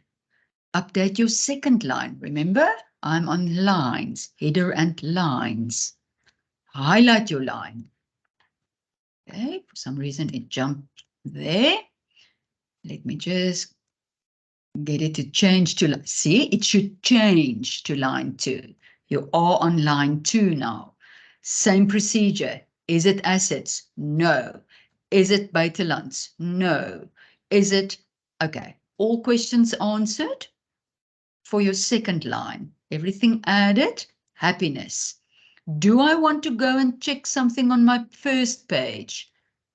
Select your pencil key. Happy there. That is in. Still want to do Nielsen. Good. Let's go. 2 lines. Happiness. Still need to pay for line 2. Down.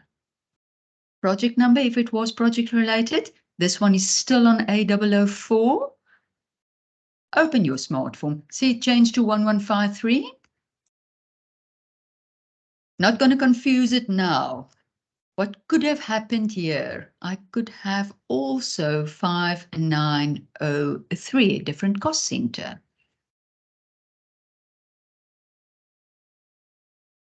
Okay, right. So Anime is paying for this one, this part of the flight, and someone else is paying for the other part. Happiness. Submit. And this is where I wish this was a live session so that I can see the faces. Colleagues. Lizzie, hulle wil net almal 3 vlugte boek. Jy moet connecting flights en alles nou boek. So, die is vreeslike excitement. Ek was vreeslik jammer dat ek die vlugte enigstens oop gemaak het. Nee, maar wil ek tot die vloer, wil ek sommer net sê, julle the idea here today is just to demo the basic functionality. So Lizzie wants to get to through probably more transactions. So if we don't demo all the scenarios today, we will have follow-up sessions. Today is the list marker keys, just that you get a high-level idea. So Lizzie will probably not be able to book you your 7 trips around the world in this demo, but yeah, come for our book a session. And luckily there are not rates in the system. No, colleagues, yes, to Animi's point, and thank you for the excitement. Hopefully there is something that excites you. What we see in this example is basically, what did I do that's very different of how we currently work? I have one requisition number. I have now different suppliers linked to that requisition number. I have different cost centers linked to that requisition number. And even if I submit there, it will then route to the 2 different cost center owners. Okay, so that was the purpose of that requisition. Done. Okay, now what happens? Where's my other line? I only have the accommodation line. Remember, one header, multiple lines. So when the requisition in totality is pending approval. If I drill down in my requisition, there's my 2 lines with my 2 different suppliers. And once Rian and Howard converted this into a purchase order, I will receive 2 order numbers here. Process.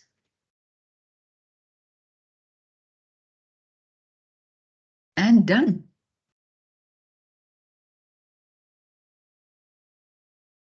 Okay, we will get back to that one so that I can show you the 2 multiple order numbers.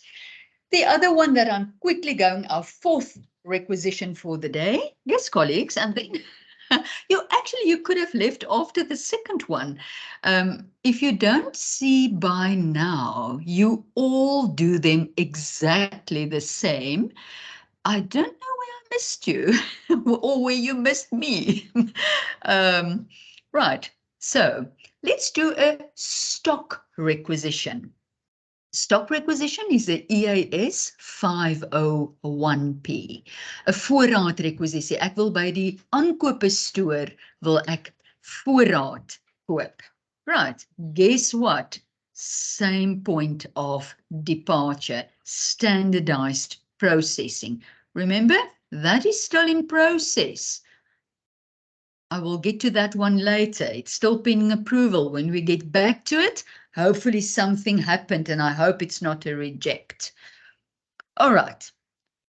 Stock requisition. I think it's number 4 now, and then we will get back to the others. More tasks. Enter requisition line. Item. I know I cannot type in stoflappe there. I search, magnifying glass.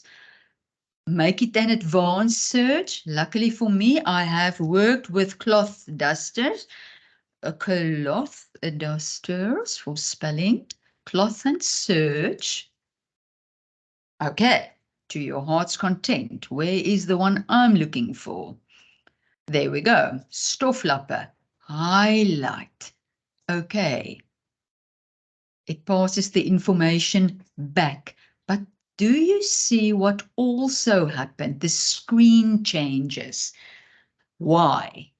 The item code or the item that I selected, the system knows that this is an inventory item. And an inventory is a very grand word for store. We call it stores.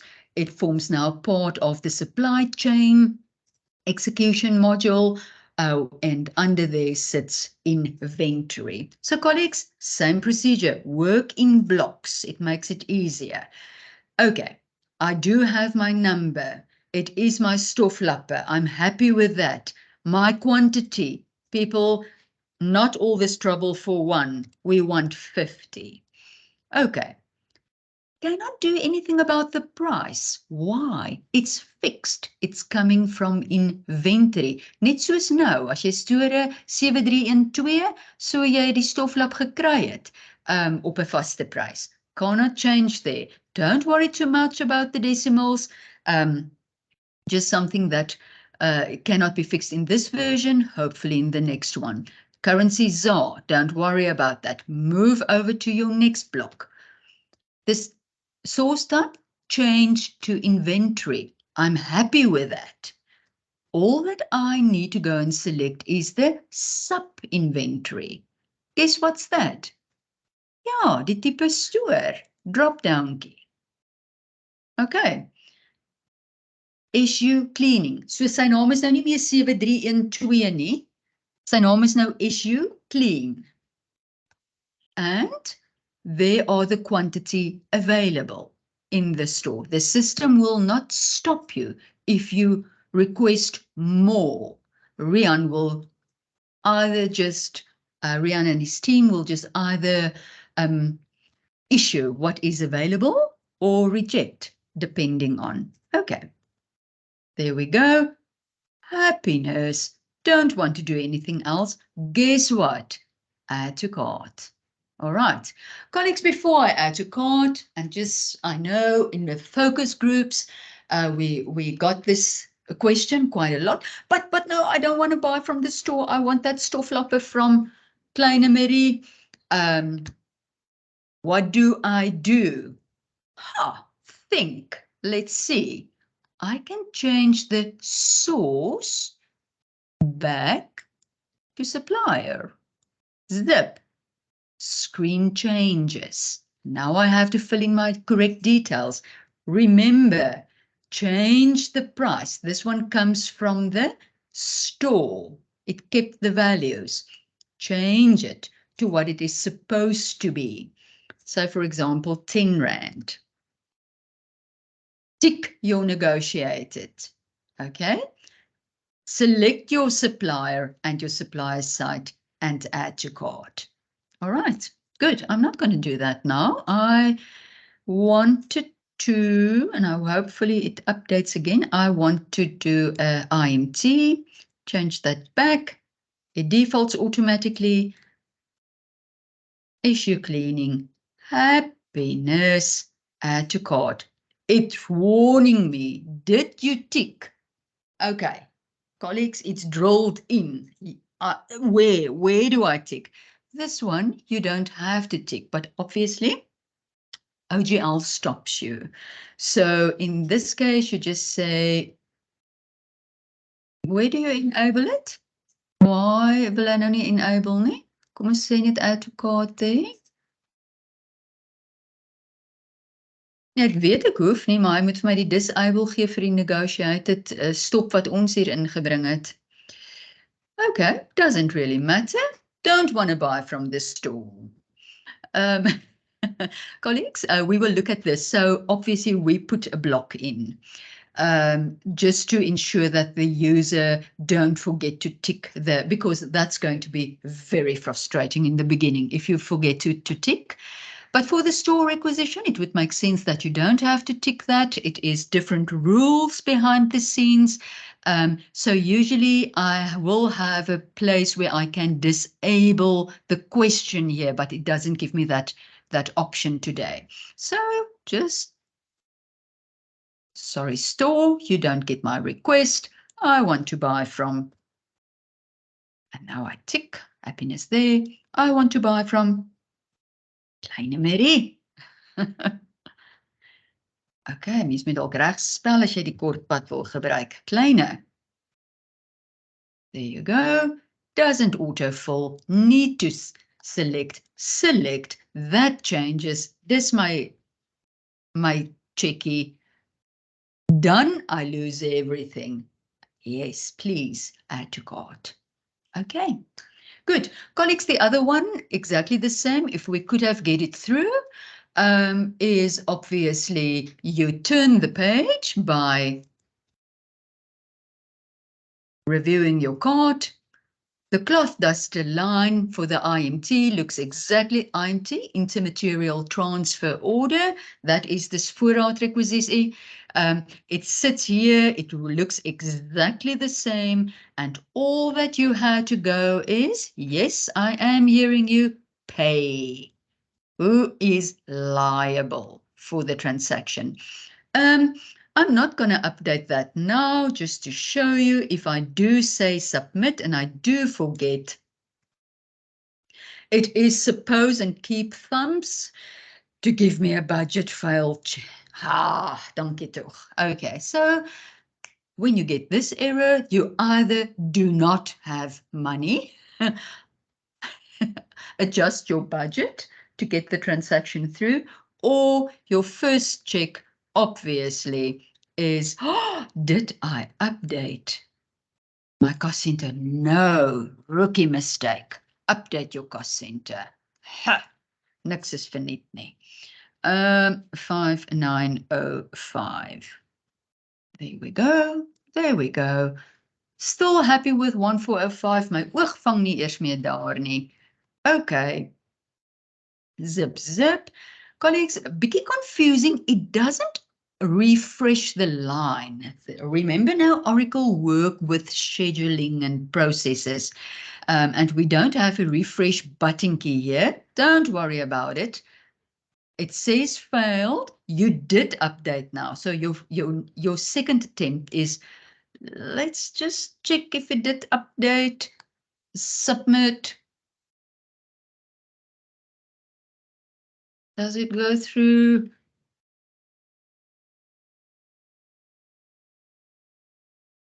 Otherwise, you obviously can refresh by returning to the first page and just go back in. Good. There's my cloth dusters. Okay. Breathe. Back at the multiple order one. So, as you see, so there's my new one. Still going the approval queue route. Still trying to get hold of the cost center owner. Okay. I know, colleagues, I know. Right. In the meantime, that one has been approved. What's my next steps? Go back in. There are, let me go out again. There are a few places where I can check, did I receive an order? Remember now, the order and the requisition are connected, but it's not the same document. This approved is only the requisition, recent requisitions, nothing about purchase orders. This talks to the requisition. So the requisition has been approved. To see if you have an order, the next step, it's either under the klokkie. There we go. 4 minutes ago, I received for Nielsie Reisbureau my order number. And yeah, I can drill in there and view. Don't want to do that now. Okay, so there it is. Or easier way, manage your requisitions. Nou wil ek na 2 plekke toe gelyk. Ag, nie klaaftasters nie. Ekskuus, dis omdat ek nou 3 goed gelyk wil sê. Go. Let's do the route that we know. Go back in. There we go. Both order numbers has been received. See, ending with 989. That one, different order number, ending with 990. One requisition number, 2 orders linked to that header of that requisition.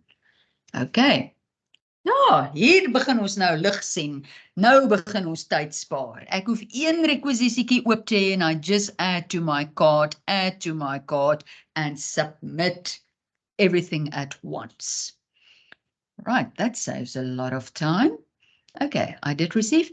How do I get to the order? Go in the hyperlink, view my PDF.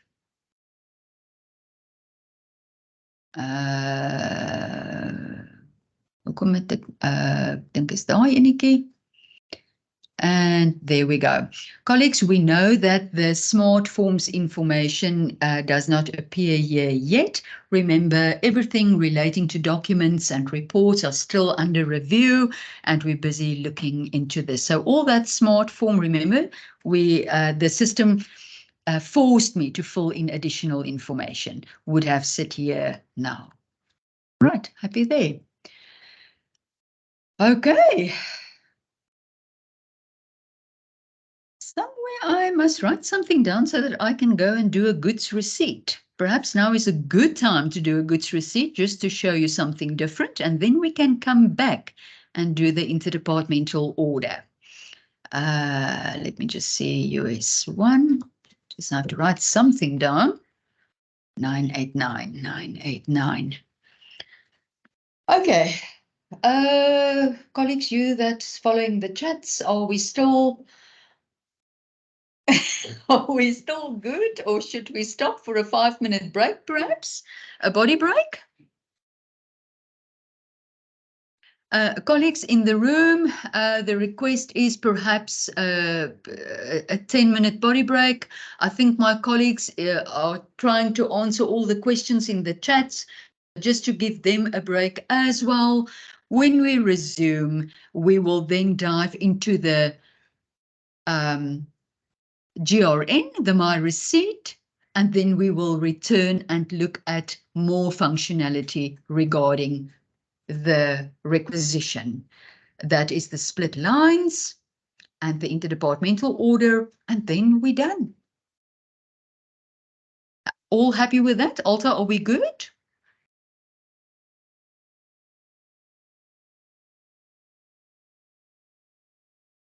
Colleagues, I see it's 10 past 11 now. Let's make it, we will resume then at 20 past. Thank you very much. Quick body break.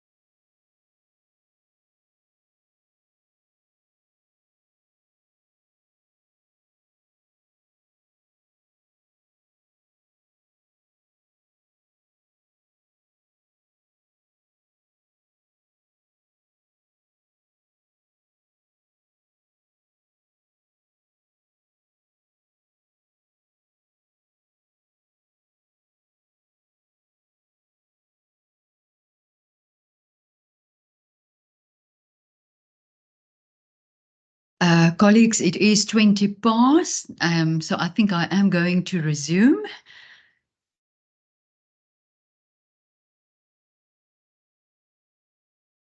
Let's go. Oh, I have to reshare.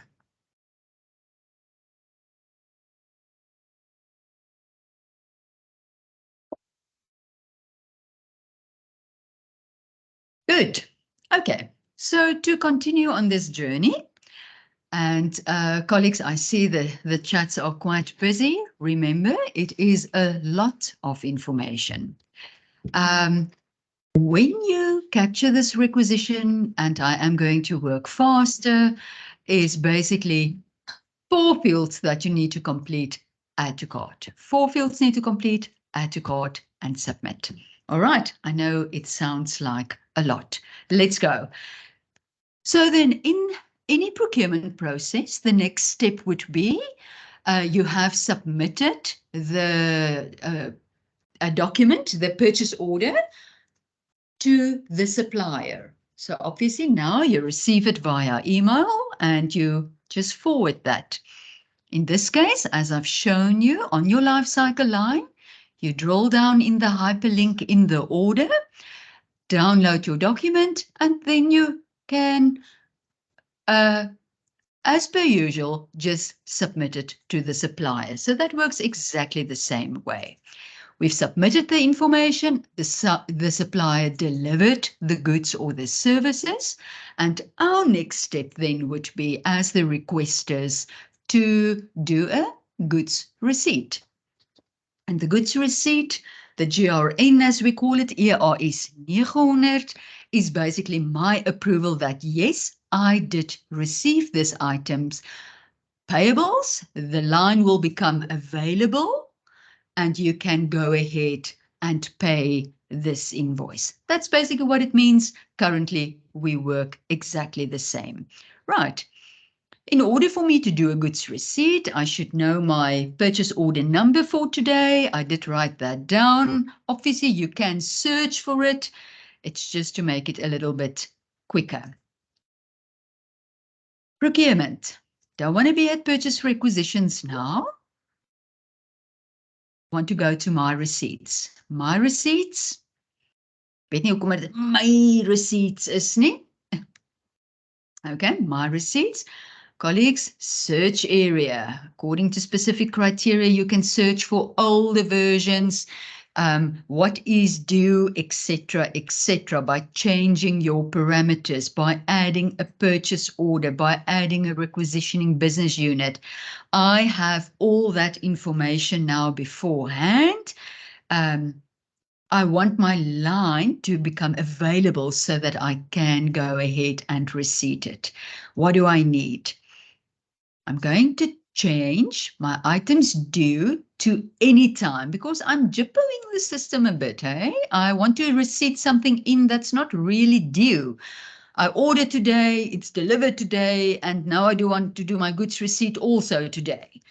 So by changing that to any time, the system will require a purchase order number from me. I cannot just search and it will download everything or show me everything that still needs to be receipted. I want something specific. I did write down my purchase order number, US1, or I can search for it. Of course you can. 1, 2, 3, 4, 5, 6, 7, 9, 8, 6, I think. 8, 6, I have a few here, and search. Doesn't appear automatically, you have to search. That is what that area is used for. Right, and here's the item that I want to do a goods receipt on. As I said earlier this morning, when we were still very fresh, the requisition number and the purchase order number will always be connected and live on the same line, although it is different documents. All right. Yes, there's hyperlinks. You can drill down into this document to see, is it exactly this that you want to receipt? Let me do that. You don't have to, but it is available. I'm back at the requisition. Just want to check quickly. Yes, it is that Dell one that I received. I am busy with the correct one. There's my attachment still available. Done. Happiness there. I'm ready. One available to receipt, nothing invoiced yet, nothing receipted yet. That is what I'm trying to achieve here. Line has been highlighted. Receive. And all I need to do is, how many did I receive? It's giving me that warning because I'm out of the range. I'm receipting into early. Okay. We ignore all warnings, of course. And then a quantity is one ordered. Want to receive one. And colleagues, if you do remember, please, fifth place where I want you to make a note of, use the weighable field for your invoice number, your physical invoice number. Onthou jy het nou 'n dokumentjie hier voor jou. You're capturing from that document because the invoice and the receipt are now two separate documents. This is it. When you say submit there, it's done. That's the goods receipt.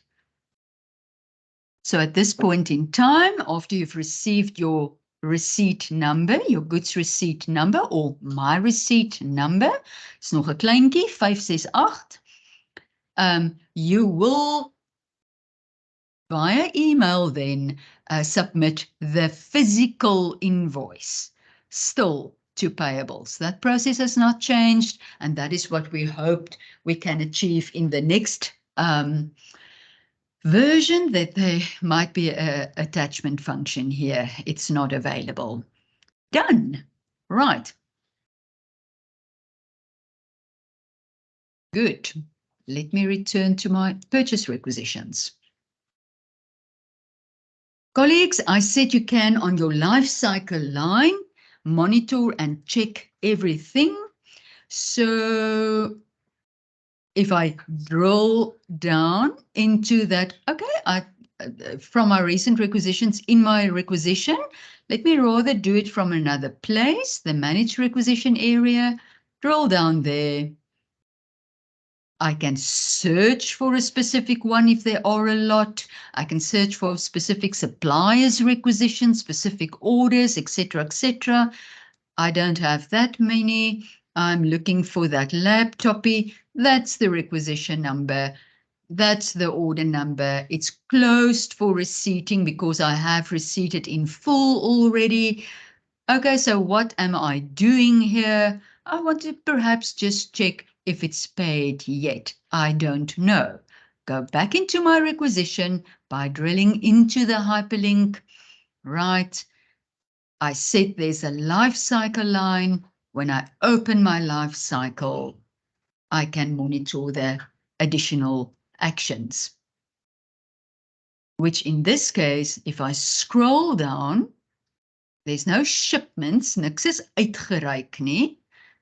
If it was the IMT, the intermaterial transfer order, I would have seen the information there. In this case, this is my receipt section. So there's my receipt, can go back in, there's my invoice number, I can see everything, etc., etc. So you can see it's receipted. Remember, you're managing your requisitions. You know why you're looking for this detail. You know how you want to use it. Is it paid yet? If I scroll down in my invoice section, and now OJ Aliki is weer in my pad, I move it. Okay, in my invoice section, nothing yet. If there was any movement on an invoice, so payables did either capture it or pay it, it will sit here, the invoice total, the paid amount, the unpaid amount, etc. And the same rules apply, or the same functionality apply. Okay, colleagues, and that's the goods receipt. And the goods receipt applies to all the requisitions except for the intermaterial transfer order, the IMT. The IMT is the stock requisition. I'm ordering the cloth dusters from the aankope store. So why don't I do a goods receipt on that one? Yeah, it works a little bit different in the background. For the rest, you will do a goods receipt. You will, however, be able to see when aankope issued the IMT. Good. Colleagues, I want to move to the interdepartmental order. Perhaps while we're here, where am I? I am, let me just check. I think I am in manage requisitions. Done, done, done. Right? So I could have done it from there. I did it from there, etc., etc. Great functionality that you've seen before we move over to the IMT and close out the session afterwards.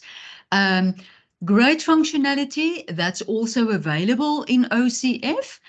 We already start understanding the one requisition, multiple lines, multiple orders, multiple cost centers, etc. We've done that. Great functionality is in all of these areas. I can either duplicate a requisition,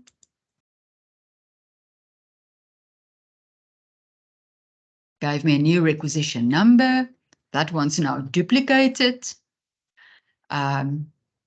I can update it with new values if I like. Otherwise, I just use it as is. Done. Cost centers are filled in. Update the cost center if you want to change it. Otherwise, just submit and you're done. If I want to change something on the first page, go back, change anything except the item code by now, you know that, and submit. Done.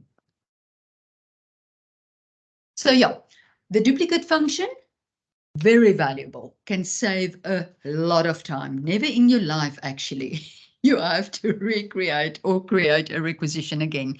Even if the requisition was rejected, you can just duplicate it or edit it, update it with the correct values, and just pass it through again. Progress, go and practice.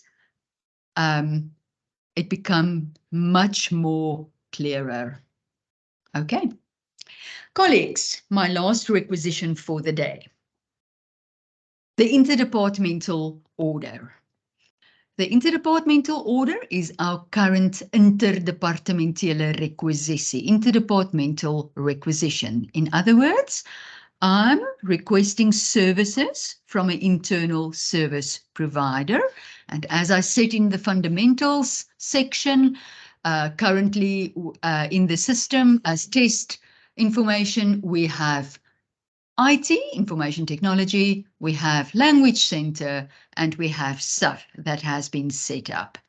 So how do I request information from services from them? Remember earlier we said the only time that you will have to change your requisitioning business unit is if the rules behind the scenes for that type of transaction changes. Okay, and the interdepartmental requisition is obviously one of those areas. For the Valwolf Park people, if we do have them in the session, and for Stefan Teigerberg, colleagues, you also have a store. And so in your cases, you will change it when you want to do an interdepartmental requisition or procuring from your own store on campus. Those are the only times that you will change your requisitioning business unit. Good, but applicable to everyone else in the room, it is the interdepartmental order. I'm on the page. What do? I need to go and update my requester information. Pencil key. change the requisitioning business unit from US1. Remember, you didn't even thought about the business unit. You don't have to. But for these transactions, drop down key, moenie kwel nie, jy het nie toegang tot almal nie. Change it to interdepartmental orders.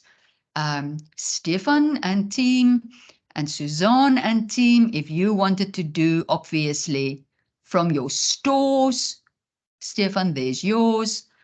ESB, there's yours. Where is it now? Do I actually have access to yours? There's yours. Okay, but colleagues, that we will talk about that a little bit later. For today, just the interdepartmental one.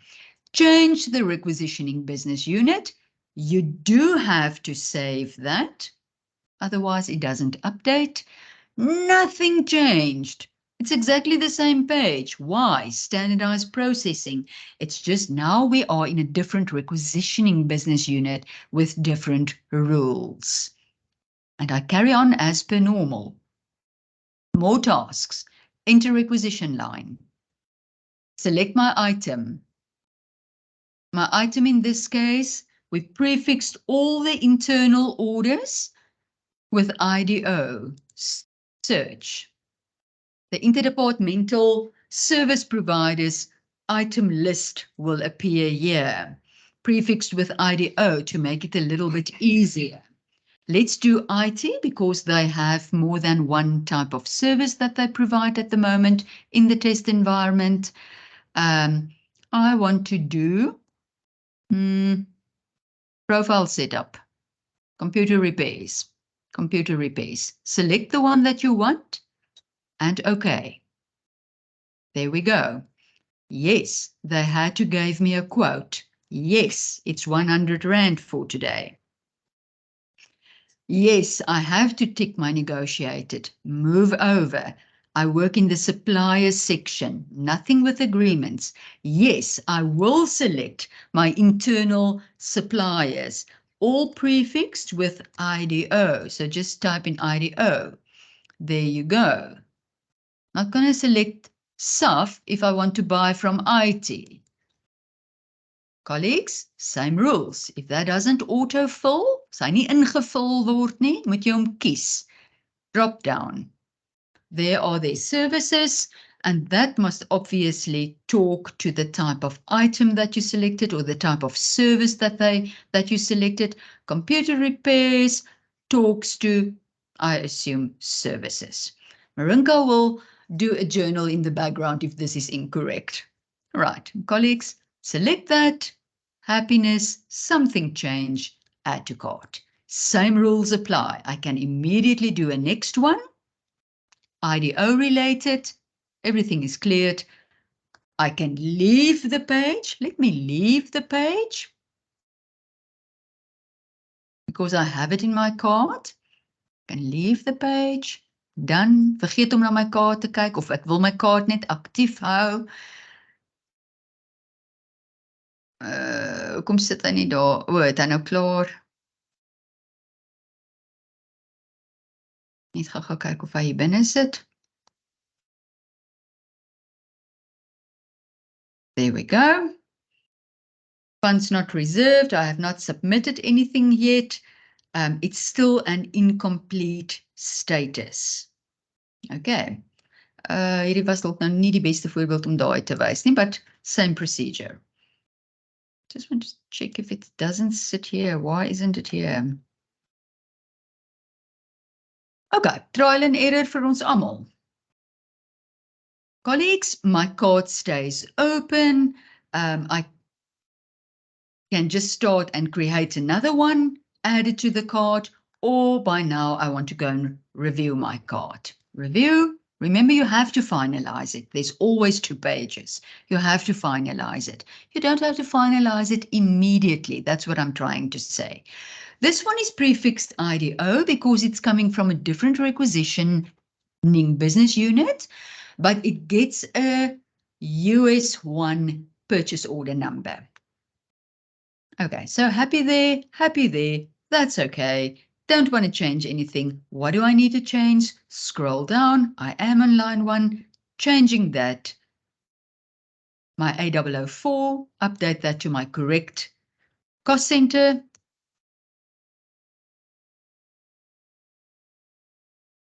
It changed the account for me to the correct value, services, 1833. Happy with that. Done. And submit. And it routes to the cost center owner for approval.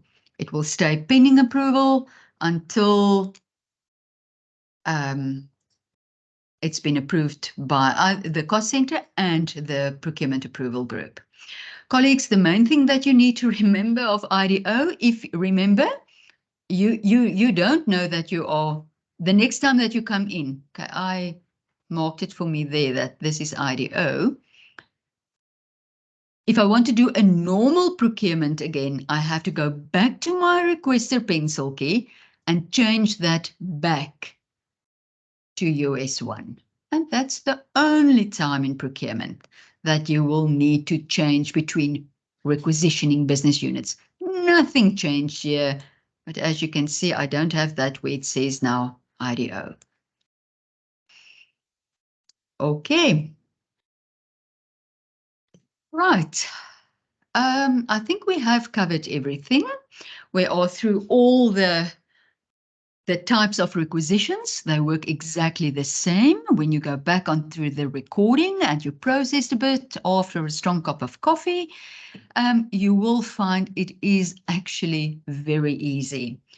The only last thing that I would like to show you is I mentioned the little cell phone here, Oracle Guided Learning's Help Center. And just once again, how do we activate that? Right. If I'm here and I say, I'm not too sure what I'm looking for in procurement, interdepartmental requisitions. I assume it's that one. Colleagues, I want to activate the guide. The guide will not launch itself. So I activate the guide. It immediately asks me, hey, go and update your business unit. You do that. Okay, over there, select interdepartmental orders. You do that. Zip, zip, where is it? There is it.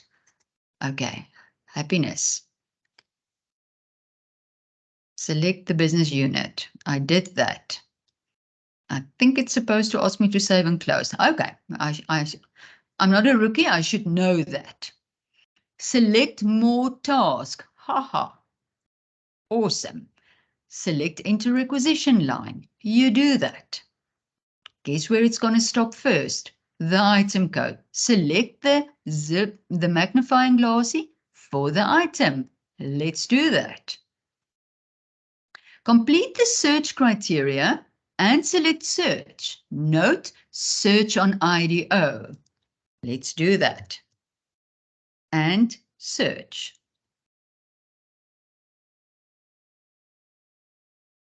Let's do profile setup. Select the item and OK. And I OK. Now, select all the things that Lizzie talked about. You select that now. That's what it's saying there. I have my item. I have my, do I want to change that? Yes, I want to make that too. Yes, I need to update my price. Not going to stop at every field. Let's make that 200 Rand per profile setup. Upsie. Tick. Wat sê hy nog steeds? Kom ons sê vir hom next. Hy vra vir my, ek sê happy. Waar is ons nou? Och, mense, ek moet ietsie attach. Alta, jy was te oulik hoor. Vaderland, kom ons attach ietsie. Choose the file. Teken skedule. Almal weet al wat 'n dag ons teken. There we go. Test. Right. I assume it's next and okay. It's either next or okay. I need to okay. Right. If you want to like upload supporting documents, select that. We did that. Let's say next. Add to cart. Yes, let's do that. Review your shopping cart. We want to do that. Review. Review, people. There's my number. Okay, nou sê 'n paar goedjies. Okay, so now it brings in if it's a project, do this, if it's a that, do that. You remember you update your cart. I don't know why it wants to justification. Sê maar net vir hom dis reg so. We will check that later. I know there might be a reason. Not going to submit yet. Need to update. There we go. There's my smart form P. Update it. And there I used OGL to take me through the whole process. And now you're thinking, why did I sit here for 3 hours this morning? Why didn't I lead with that? There we go. Colleagues, so yes, there are a lot of help in the system. Please launch the guides and obviously there, submit. Launch the guides, watch the videos, make a printout of the step-by-step process if you want. Done. And yes, thank you. That was good. So jy kry nog eers 'n môre 'n round of applause. Sê ek moes nie begin het. Ek weet hoe jou senuwees is nie. Hier was 'n paar wat gesê het as jy dalk tyd het en dalk 'n goods receipt weer kan doen. So ek weet hoe jou senuwees voel nie, maar hy was so 'n paar versoeke vir 'n goods receipt Vir 'n weer. goods receipt. Ja, enige tyd. Anytime. Colleagues, lovely. I love interaction. Let's get you there. Remember, that's the purpose of today's session. We're learning together and we will get across the bridge. Lizzie? Ek hoop almal voel hulle bietjie meer gemakliker. Alta, yes, just what I'm doing. Why am I changing back? I want to do a goods receipt and I want to go to an area where I do have an order number available. Yes, Alta? There is also a request to do a vehicle purchase order or a vehicle request. But I think that one we answered because that one is initiated in vehicle fleet. So that one remains the same as in the old world, unless I misunderstood the question. All right, and then the last one was to cancel a PO. Okay. That was the 3 that was constant. Okay, so we will look at those. So just on the vehicle fleet, and colleagues, thank you for looking at the chat and answering the chats here behind the scenes. Yes, the vehicle fleet, what will happen, and I assume you did answer that, is basically you start in EVB. What is it? 001 of 100. I think it's 100. Mense hier ry ons nêrens. Ons sit al vir 4 jaar hierdie stelsel in ontwikkel. Okay, so you make your booking there. Wonderbaarlik and fantastische shout out to IT, our integration team here. So what they did, when you press enter and F6, that transaction passes through to here. You don't have to sign on. You don't have to sign on, but you will see it here. There and obviously in your managed requisitions, it will sit there. You can ignore it. There's nothing that you can do about it. It needs to pass through. Why? It tests funds and the cost center owner needs to approve it. Okay, so basically what happens? It will sit here. Okay, the cost center owner approves it. Zip, zip. Druk sy klokkie. Ek het nou nie 'n oop dingetjie wat ek kan druk nie want ek's nie 'n cost center owner nie. Approve. The transaction passes back vinnig na EVB and the whole trip is completed in EVB exactly the same as now. And then once we need to take the money, want dis ook nie gratis nie, then we do a journal behind the scenes and once again great integration from our IT team there. They basically cancel this requisition status. That's why, sorry, I don't have an open one at the moment. It will say cancel there, that doesn't mean the trip has been cancelled.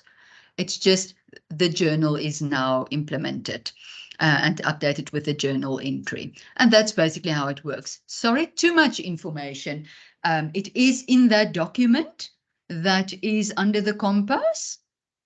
There, let me just show you again. There in that procurement fundamentals, we do have a short section on EVB as well. So just check it there or look for it there. Okay. My last thing then, goods received, back to procurement, back to my receipts. Lang pad sou ek eers my bestelnommer gaan opkyk het, né? Ek het dit. Julle wat nou kan sien, wil julle eers hê ek moet gou terug gaan bestelnommer kry en then? There is another question. How can you see what receipts are still outstanding that you need to do? But this is this. Okay. Items due. Yeah, okay. So this is your. Okay. So colleagues, 2 questions or 2 things, 2 vliee met 1 klap then. So here I am on my receipt. What I love to do, let's start there. What I did and what I recommend you do as well. First of all, when you hit the screen this afternoon, you go to your view and you adjust your columns and you add more indicators or fields to your view here. You will see yours will be very basic. I've added this, if it's receipt, if it's available, if it's invoiced. So that's a great indicator. Why am I saying that? Oh yeah, and a great one that I've added is obviously the charge account. It helps me to see, is it Rian or is it Annemie that I'm paying? Okay, so change your screen. That helps. It is also in the navigation document. Good. The second thing is, yes, you would. Remember, Oracle work with searches. Niks is wonderbaarlik net daar nie. Jy gaan haal wat jy nodig het. So if I make that 60 days and I search, it will bring all my info. And with a bird's eye view, I can immediately see what's still open, what do I need to receipt, what has been invoiced, etc., etc. So I don't know if that answers the question. Yeah. Okay, colleagues, and wonderbaarlik, I can export all this information to Excel as easy as zip. We didn't even get to the lekker stuff this morning. So there it is in Excel and whatever you would like to do with it. Right. Time is creeping up on me. Let me just get there quickly. Help this thingy, ho. There we go. You do your thing there. I don't want to do anything with Excel at the moment. All right, there we go. Happiness there. Colleagues, in this bunch, I have no idea where's my requisition. And I think it turned the page to the managed requisitions as well. Okay, no. So I could have just gone there and receipt. That's not what I want to do. I want to search for one that I need to receipt. En nou praat ek myself deur mekaar. Guess what? If all else fails, let's start from the beginning.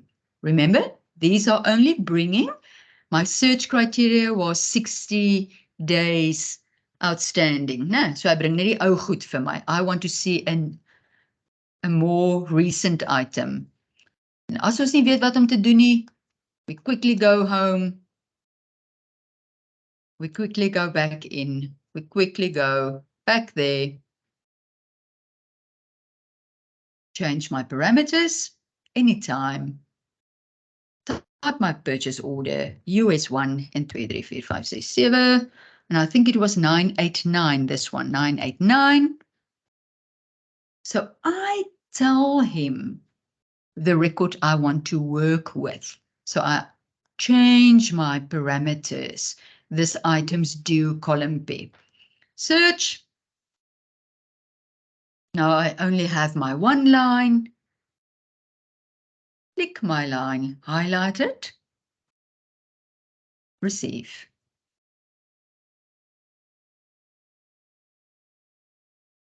I'm receipting too early. one there. If I do remember, please give us your number there, the physical invoice number, net soos nou, collega's, and submit. You do get your receipt number, and colleagues, very important, please submit the physical document to payables. On this point, you do have a taskbar here. If I go there and I go to manage receipts and I search for all my receipts, ook toe nou nie so maklik nie. Let's see, what do I have there? Search, please provide a value. Ek het nou 'n transfer ordertjie daar, so wat nou daai ding uithou. Ja, gaan nou nie help nie, maar collega's, as jy nou die nommertjie gehad het, kom ons vat sommer nou so nommertjie, wat was nou gewees? Het iemand dit neergeskryf? Don't have it, go back quickly.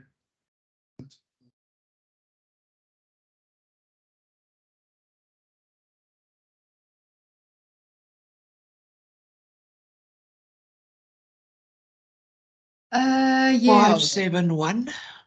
571. Okay, so I just want to quickly show them, but I'm jumping around now. I think there was another question. Let me just get back to the receipt. Oh, Yes. my receipts. There we go. If I do manage receipts, all my receipts that I've been created will sit here or on my life cycle line. Easiest place is the life cycle line, and I can always export that to Excel as well. And here is the receipt information, and I can drill down. Colleagues, the question came up, can you receipt? Yes, on behalf of, in this role, the security sits there that you can receipt on behalf of, but that would mean that you need to change the requester. And that is in the document as well. So you change the requester so that you can get hold of the other person's receipt, and then you can do on behalf of. 3 minutes to go. What was the last question or one of the other questions? Do we still email invoices or do they go in physically again? No, you still have to email, unfortunately. We do not have a attach option here. This is unfortunately one of the unfortunates of OCF. You still, for this version, have to email the physical invoice to the procurement, to the payables team, to the creditors team, to enable them. Colleagues, the line is already available in the payables module. But we all know our rules, our business rules is you need the physical invoice before we can make a payment. Good. Done.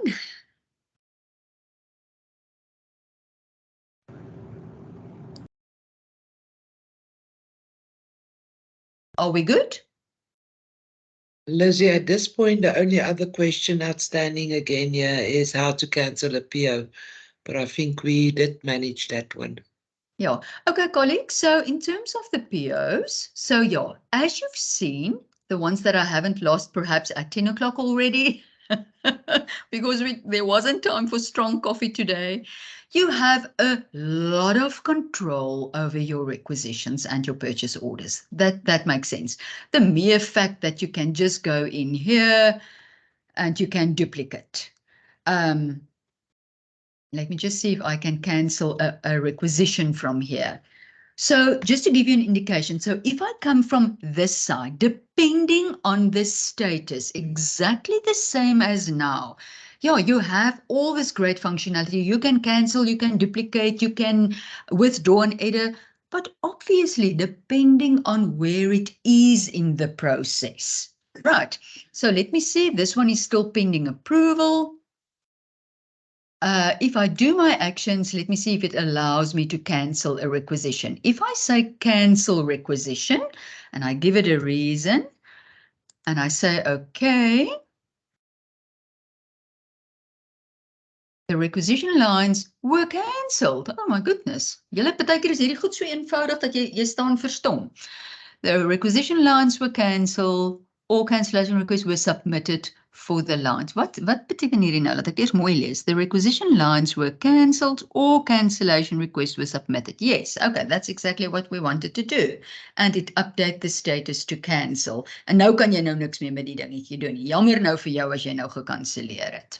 Okay, so this is under your control, and obviously we do advise take control over your commitments. If you don't want requisitions or commitments, cancel it. If it passed a certain status, then Onkoper needs to cancel it from their end. They can either reject it and you update and cancel it because it becomes available for you, or they can just go ahead and cancel it. Does that answer the question?